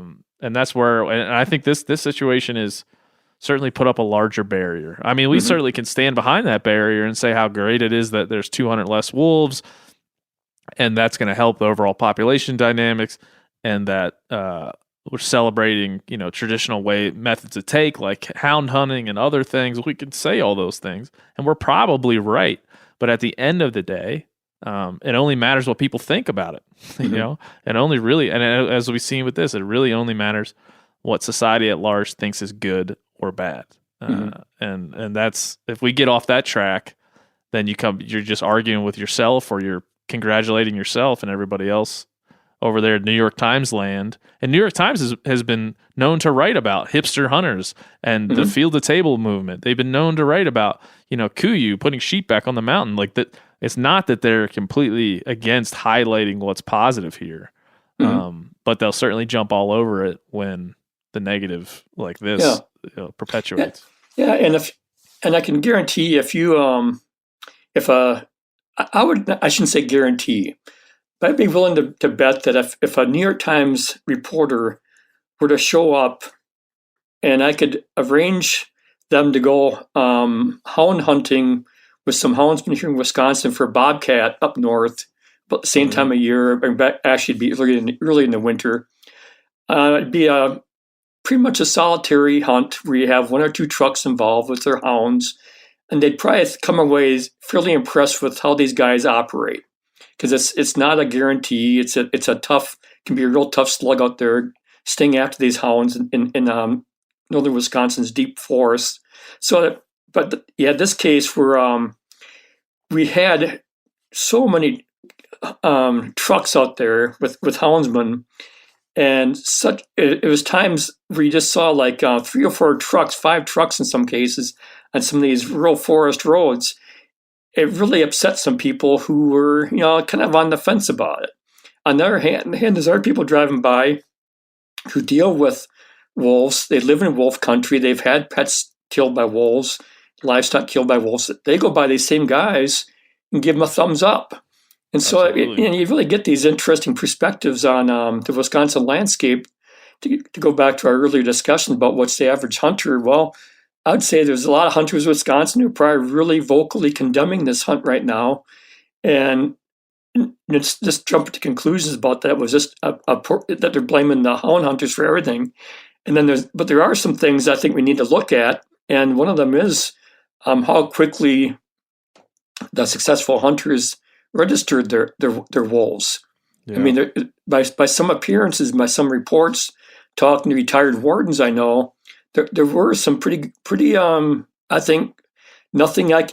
It's one of those cases where I'm not going to quote anybody because nobody would go on the record, but I really got the impression there was some stuff going on out there where either on social media or through the two-way radios, encouraging each other not to register the wolf until you had to, basically right down to the last minute. So you had this big delay in registration that almost was a full day delay that delayed the season and ran the season out a day beyond where it should have been. Yeah. So there are some things that we gave ourselves a black eye on. It's not just all on the political front. It was on our own individual decisions too that could have been better. We could have been saying that I don't want to take a chance of something getting out of hand here, being a part of that. And unfortunately, a lot of guys did. Yeah, I've heard so many rumors and read so many things about this hunt that I hesitate. I'll just tell you some of the more crazy ones. I heard that people had frozen wolves in their freezer that they had shot years ago, and they were getting them out and checking them in, and you hear all kinds of crazy things. I have no idea if that's true. I wasn't there. I haven't seen any proof of any kind of these crazy allegations about how the hunt went down. But I mean, I always say on this, so we've talked about wolves here before, where I when you start talking about wolves on a landscape, and we talked about this in the Colorado ballot box biology case, some weeks back here. I try to understand, like, I can understand that ranchers, landowners, the people that are really affected by these wolves in rural and suburban situations, even I think probably in Wisconsin, like there's two different parts of the state, as you mentioned, and one of them has wolves, and a lot of these parts don't even have them. And so I do, when we're talking about this and how to regulate it and how to think about it, I do understand each side of the fence. You understand the more urban side in Wisconsin, where you might be thinking, like, why would you kill a wolf? And then you go talk to, all you'd have to do is take that person and introduce them to a rancher or a farmer, and it says, this is why you kill a wolf. Look over here. I'll tell you, they're killing my sheep. They're doing this. They're doing that. They're impacting my life negatively. And so I always look at it both ways. I understand both. I side with the rancher. I want that rancher to have that tool to manage that predation. I've seen it even here in Montana, right close to my house, where I have trail camera footage of wolves taking down some guy's cattle. Right. And the USDA aphis trappers have to come in and kill the wolf anyway. So it's a complicated mix, and as you mentioned, it's delicate, and we need to treat it as such. We need to treat this as a delicate situation, not one to be rammed through, so we feel good about getting what we wanted. Yeah, I remember in college, back in my Navy days, I took a psychology class, and one of these college classes you could take when your ship's deployed to get college credit. And I remember this professor saying that in almost all aspects of human behaviors, human attitudes, about 70% of us fall right in the middle. We can listen to arguments, and basically we'll always end up somewhere in that 70% in the middle. Then you have 15% out on one fringe and 15% on the other fringe. And no matter what you tell those folks, they're going to stay where they are. They're not going to budge. Well, when it comes to wolves, I think most of the people I've dealt with in my career, when you explain some of the nuance to them that they've not really been part of before, most of them, I think, will start understanding that it's not as maybe as easy as they once thought it was to break this down and figure it all out.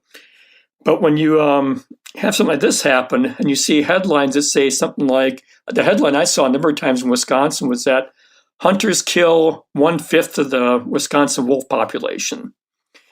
And I think, well, yeah, based on estimates, that's about right. But the bigger question is, well, was anything harmed biologically? No. But then you go back to, but biologically, no harm.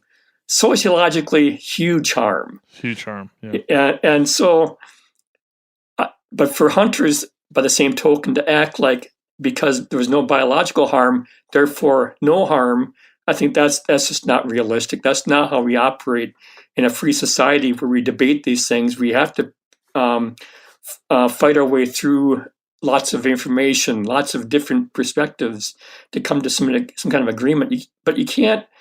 One of my little things in life is that you can't force love. You can't force understanding. It has to come on its own. And this is one where I think this one was really forced down the throats of the non-hunting public, even a lot of the hunting public, to the point where we have ourselves back in the corner we did not need to be in. Yeah, that's a beautiful sentiment, man. You can't force understanding and can't force love. I mean, that's it. You can't, And in this case, it almost seems like, on a political level, and I'll just go ahead and say it. I think Hunter Nation is clearly a Republican, a right wing group. I mean, I think they don't say it outright, but I mean, if you look at who they are and what they do, that's what they are. And that's okay. I'm not saying it's a bad thing. I'm just saying it's a politically driven advocacy organization, and that is very dangerous in and of itself within the hunting space, I feel. And again, there's always, to take it to the opposite, there's people that would charge groups like BHA for being a left-wing, politically motivated organization.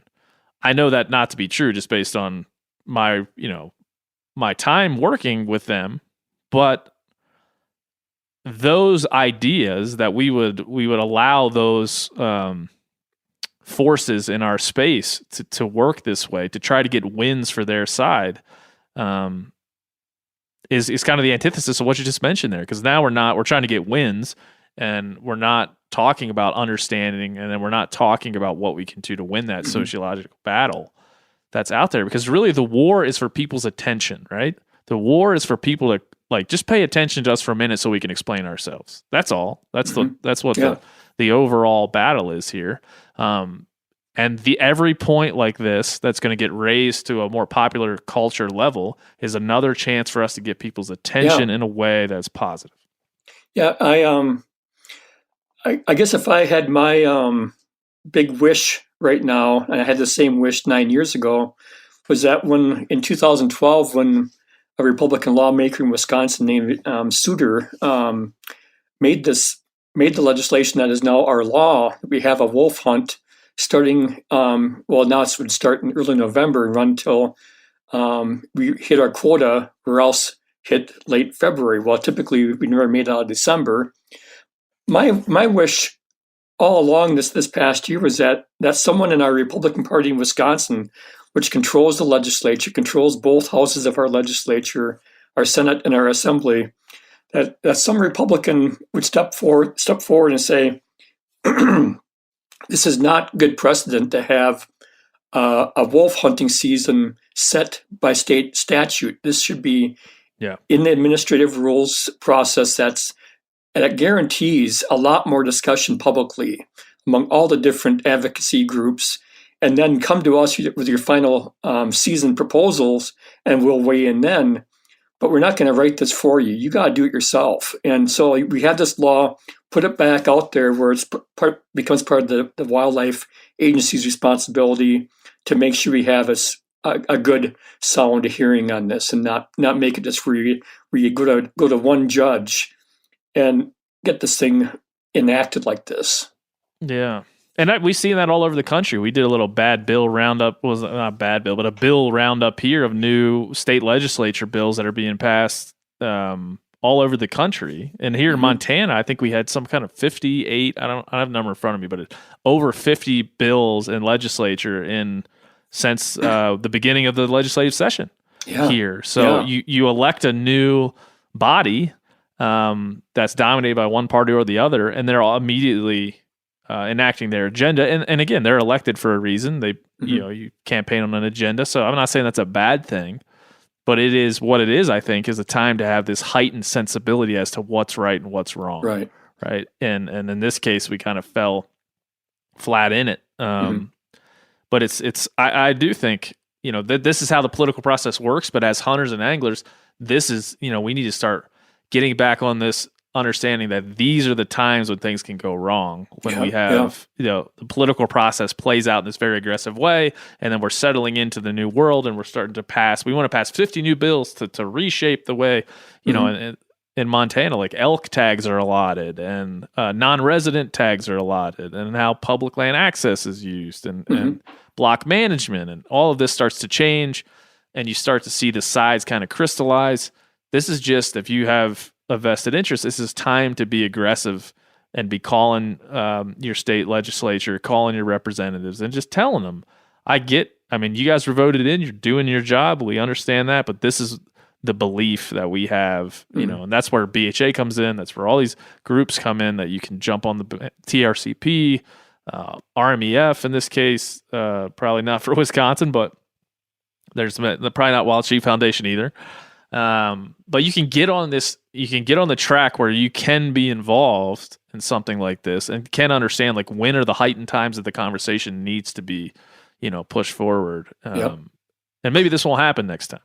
Well, I think one thing I've been really proud of in Wisconsin for many years was that back in the 30s and 40s, we had Aldo Leopold here in our state, and people should always realize that even Aldo Leopold did not always prevail in his thinking. He fought a lot of political battles that he lost in Wisconsin, especially on deer management.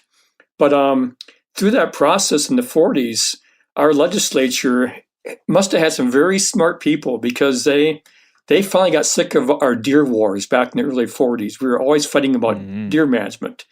And Leopold was leading these basically bus trips up to northern Wisconsin's deer yards and showing what happens when you have an overpopulated deer herd.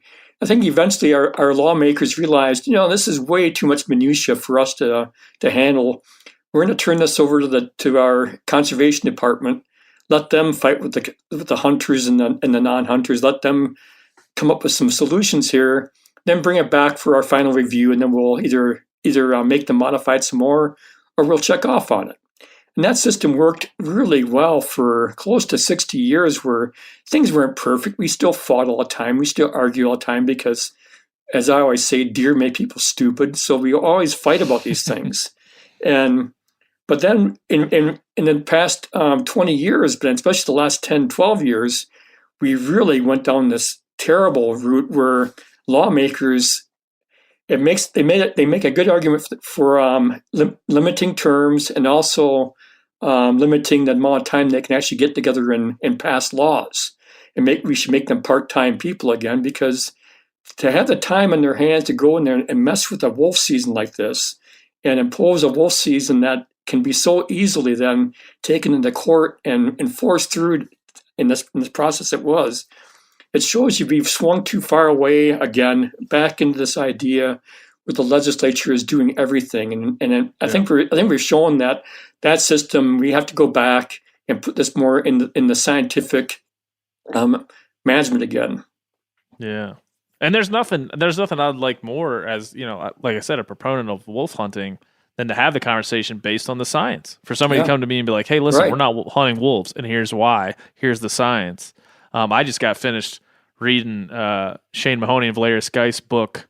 It's not really titled very well. It's called The North American Model of Wildlife Conservation. That's the book title. It's not very intriguing, but it's descriptive. Right. It's the third time I've read it, because every time I read it, I kind of look at the lens of where we are right now. And if you start to understand the failings of the model, our model of conservation, it's when, just like you said, it's when we kind of stray away from, whether it be by ballot box or by state legislature in this case, really looking at not the different parties and different stakeholders involved, but starting with the science. Like, what's the science of wildlife biology say?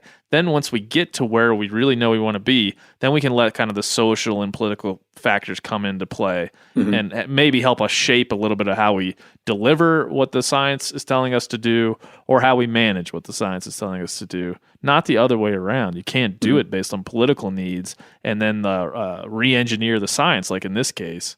It's going to seem disingenuous, because it is disingenuous in a lot of ways. So it's I guess it's just part of what we do, Pat. It's just like part of being in this community, and like understanding that you're going to win some and you're going to lose some, and almost every win and loss that are complex and have a lot of rights and a lot of wrongs baked in. Because I think this situation, there's plenty that was done right. Like you said, if you're just putting a tally on the board, it's not the worst thing in the world. It doesn't really impact wolf populations, but that's not where it ends. So I imagine we'll continue to have these issues. Oh, right. And I always say, Ben, I'm a Wisconsin chauvinist. I'm also a hunting and North American model chauvinist. I really do believe we have good systems in place. We have smart people. We have smart people in our history. And I really believe overall that if you have nice, respectful conversations, you might be arguing, but they're still respectful. And you're marshaling information and deploying it in a good strategic way that's providing people input from both sides. I think we can have really a great system here.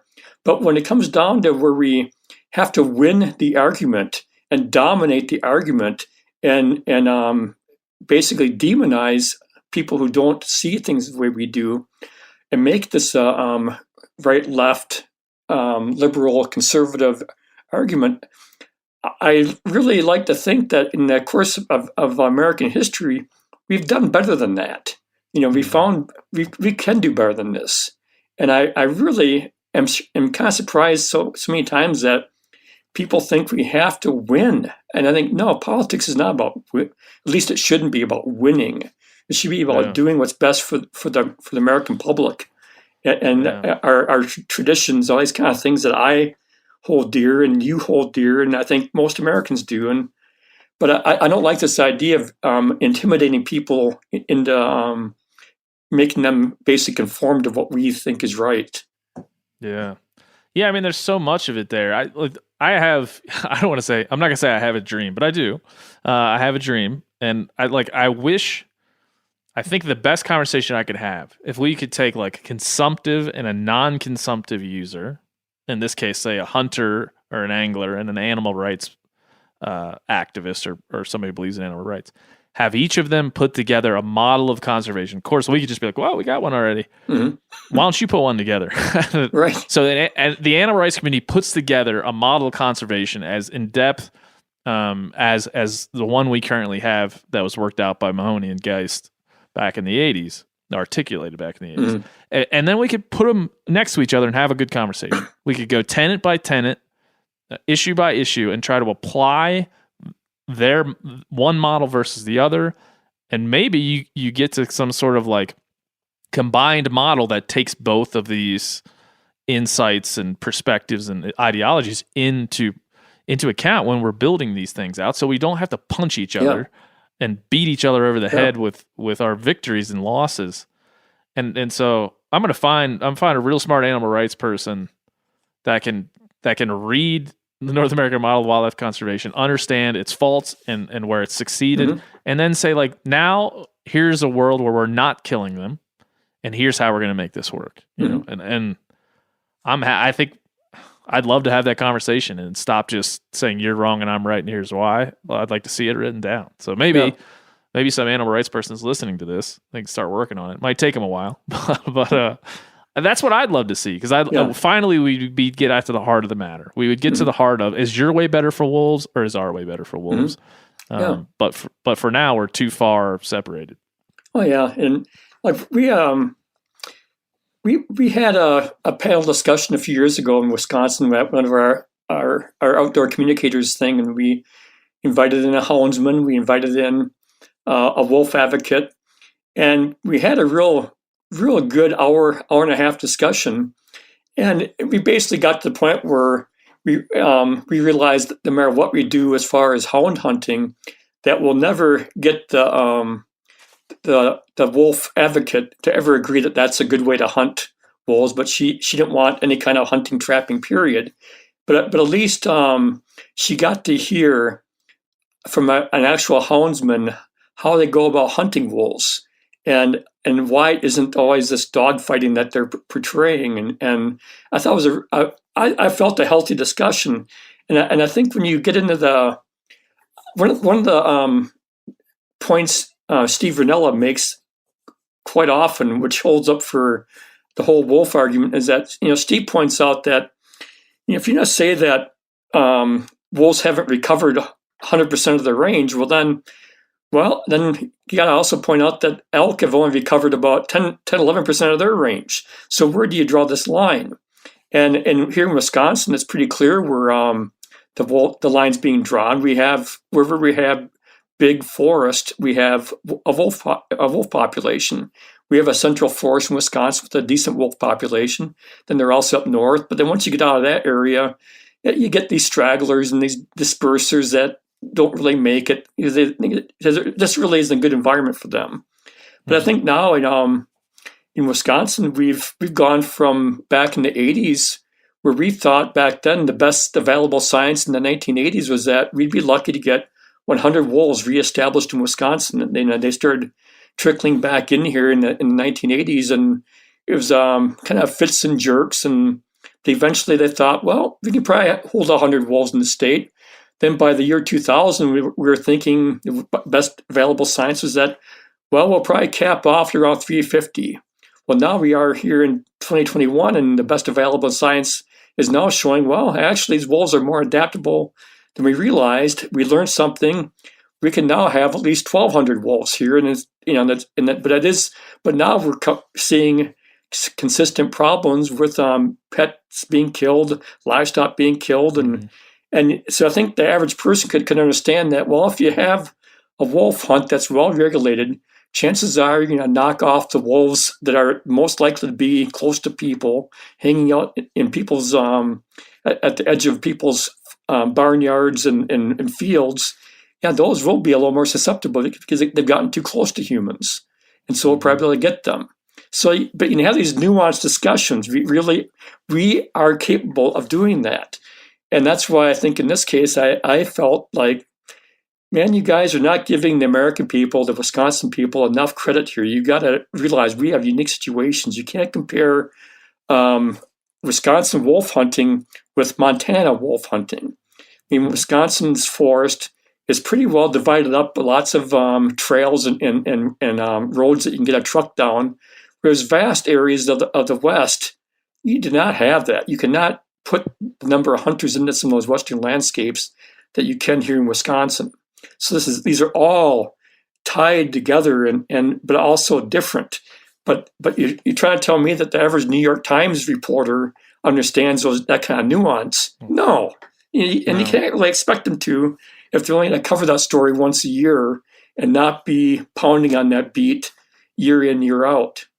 Yeah. And the first quote in the story is going to be from HSUS, right? And the HSUS isn't going to say, what's different? Ecological needs are different from state to state. And, I was reading about the North American Wildlife Conservation. One of the key tenets is that science and biology managed on a state level is going to really get us to the populations that we need. That's not going to happen. And it's never going to happen unless you push it. But I do think I think you're 100% right. We just have to find a way to learn from this particular one and move on. And, I don't like I'm not very argumentative anymore online, but I think on this one, I would be pretty argumentative if I saw somebody, and I'm not saying I've seen this. I don't spend a whole lot of time there anymore, but if I saw somebody online, and I guess if you're listening to this podcast, I hesitate, but I will encourage you to address this directly. If someone is celebrating this wolf hunt in a way is to say, like, we won, whether they're a Trump supporter or they're not, or, they're a Republican or Democrat, it doesn't matter.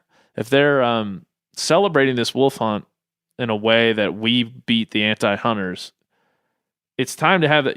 I would have a direct conversation with them to say, no. I mean, it would start by saying yes and no, but here's the big no on this one.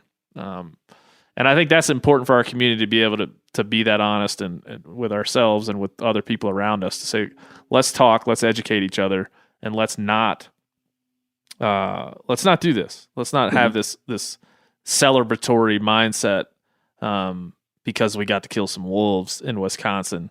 And quite honestly, most people that would be celebrating it, including Hunter Nation, they don't know the politics like you do and the socioeconomic needs. And again, I mean, we might say, hey, you could either pay on a federal level, APHIS, or pay on a state level or on a municipality level to control these problem wolves, or you could have hunters do it, as you mentioned, and they'll pay you for it. And a lot of hunters, what was the number of tags sold? I mean, all of that is revenue for the state. Right. Yeah.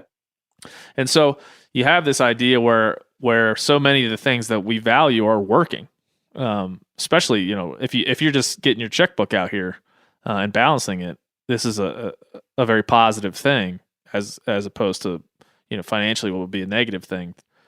Having state and federal governments have to manage this and pay people to go and control predation. So, boy, it's a fun one. But I mean, I don't think there's anybody better to talk about it than you, Pat. I appreciate your stance on this, and I appreciate you talking about love and understanding in this case, because as trite as it may sound, it's 100% right. Like it just really is. Thank you. Yeah, and I love it. So you can go read Pat, PatrickDurkinOutdoors.com. If you go to his blog, he's got an article there all about this. Wisconsin's wolf overharvest was predictable and preventable. There's all kinds of other stuff. So you're posting there weekly, right, Pat? Yeah, weekly. And as you know, Ben, you guys have been letting me write for you now for almost 3 years, and we see it the other way around. You let us publish your material. So yeah, you're doing bi-weekly on the MeatEater.com still, right? These days, yeah. So you can every other week. Pat's got a thing on the MeatEater.com. His last article was about the death of the deer camp. I love that one, so I can't wait. What's the next piece you're working on? The piece I'll be submitting to you guys today is after you and I get off the phone. I'm wrapping up an article I wrote on Davy Crockett, and I've been one of these Davy Crockett fans since I was a little boy, and always loved the fact that he was this big hunter, but also was always fascinated by the stories of his death at the Alamo, and that's kind of what I'm writing about is did Davy Crockett go down swinging? And that's always this interesting historical debate that will never end, and we'll never solve it. And yet we enjoy fighting about it. And you watch the hissy fits that have happened in our country the last especially basically since Disney's movie came out about Davy Crockett a year before I was born, and that's what I'm writing about. And that's one thing I have to say I really enjoy about writing for Meat Eater and working with you guys, bouncing ideas around, is that it isn't just how-to hunting stuff. It's I think we get into the whole hunting culture, or why people like Davy Crockett and Daniel Boone resonate with us all these years later. One of my articles I really enjoy writing for you guys was about Jeremiah Johnson, the Jeremiah Johnson movie. Yeah. And I just find those kind of stories resonate not just with hunters, but a much bigger audience. And I figure if we can find ways to not suck other people in, but just intrigue them, to show them that hunting is a little more deep and part of our culture than I think sometimes we think about these days. I like the fact that Meat Eater lets me write about it, because I can tell you as a career outdoor writer now, going on almost 40 years, that many hunting markets, whether it's magazines or whatever it might be, don't touch that stuff. Whereas Meat Eater does explore those topics and give you a little more freedom to explore topics that other people don't. Well, I'll tell the guys, if you're a little bit late, if you miss your deadline, you can blame it on me. Well, I already have. Okay, good. Brian's fault. Well, like I said earlier, man, it's we have very brief moments of attention for people that don't do what we do, and hopefully articles that you write and the work that you produce, you work so hard on, people can see it, and those brief moments where we get their attention, they can be informed and kind of, take a small step forward into understanding what we do. And I don't know if we'll ever get to really track how we're doing on that. I don't think there'll ever be data but it doesn't matter. It's work we'll continue to do, even if we can't see the trees or the forest through the trees. We're just going to keep on going. So, we appreciate you, and people should. Ben. If you're not reading Pat Durkin, shame on you, you bastards. Get to it. Pat, thank you so much. Thanks, Ben. Good talking to you.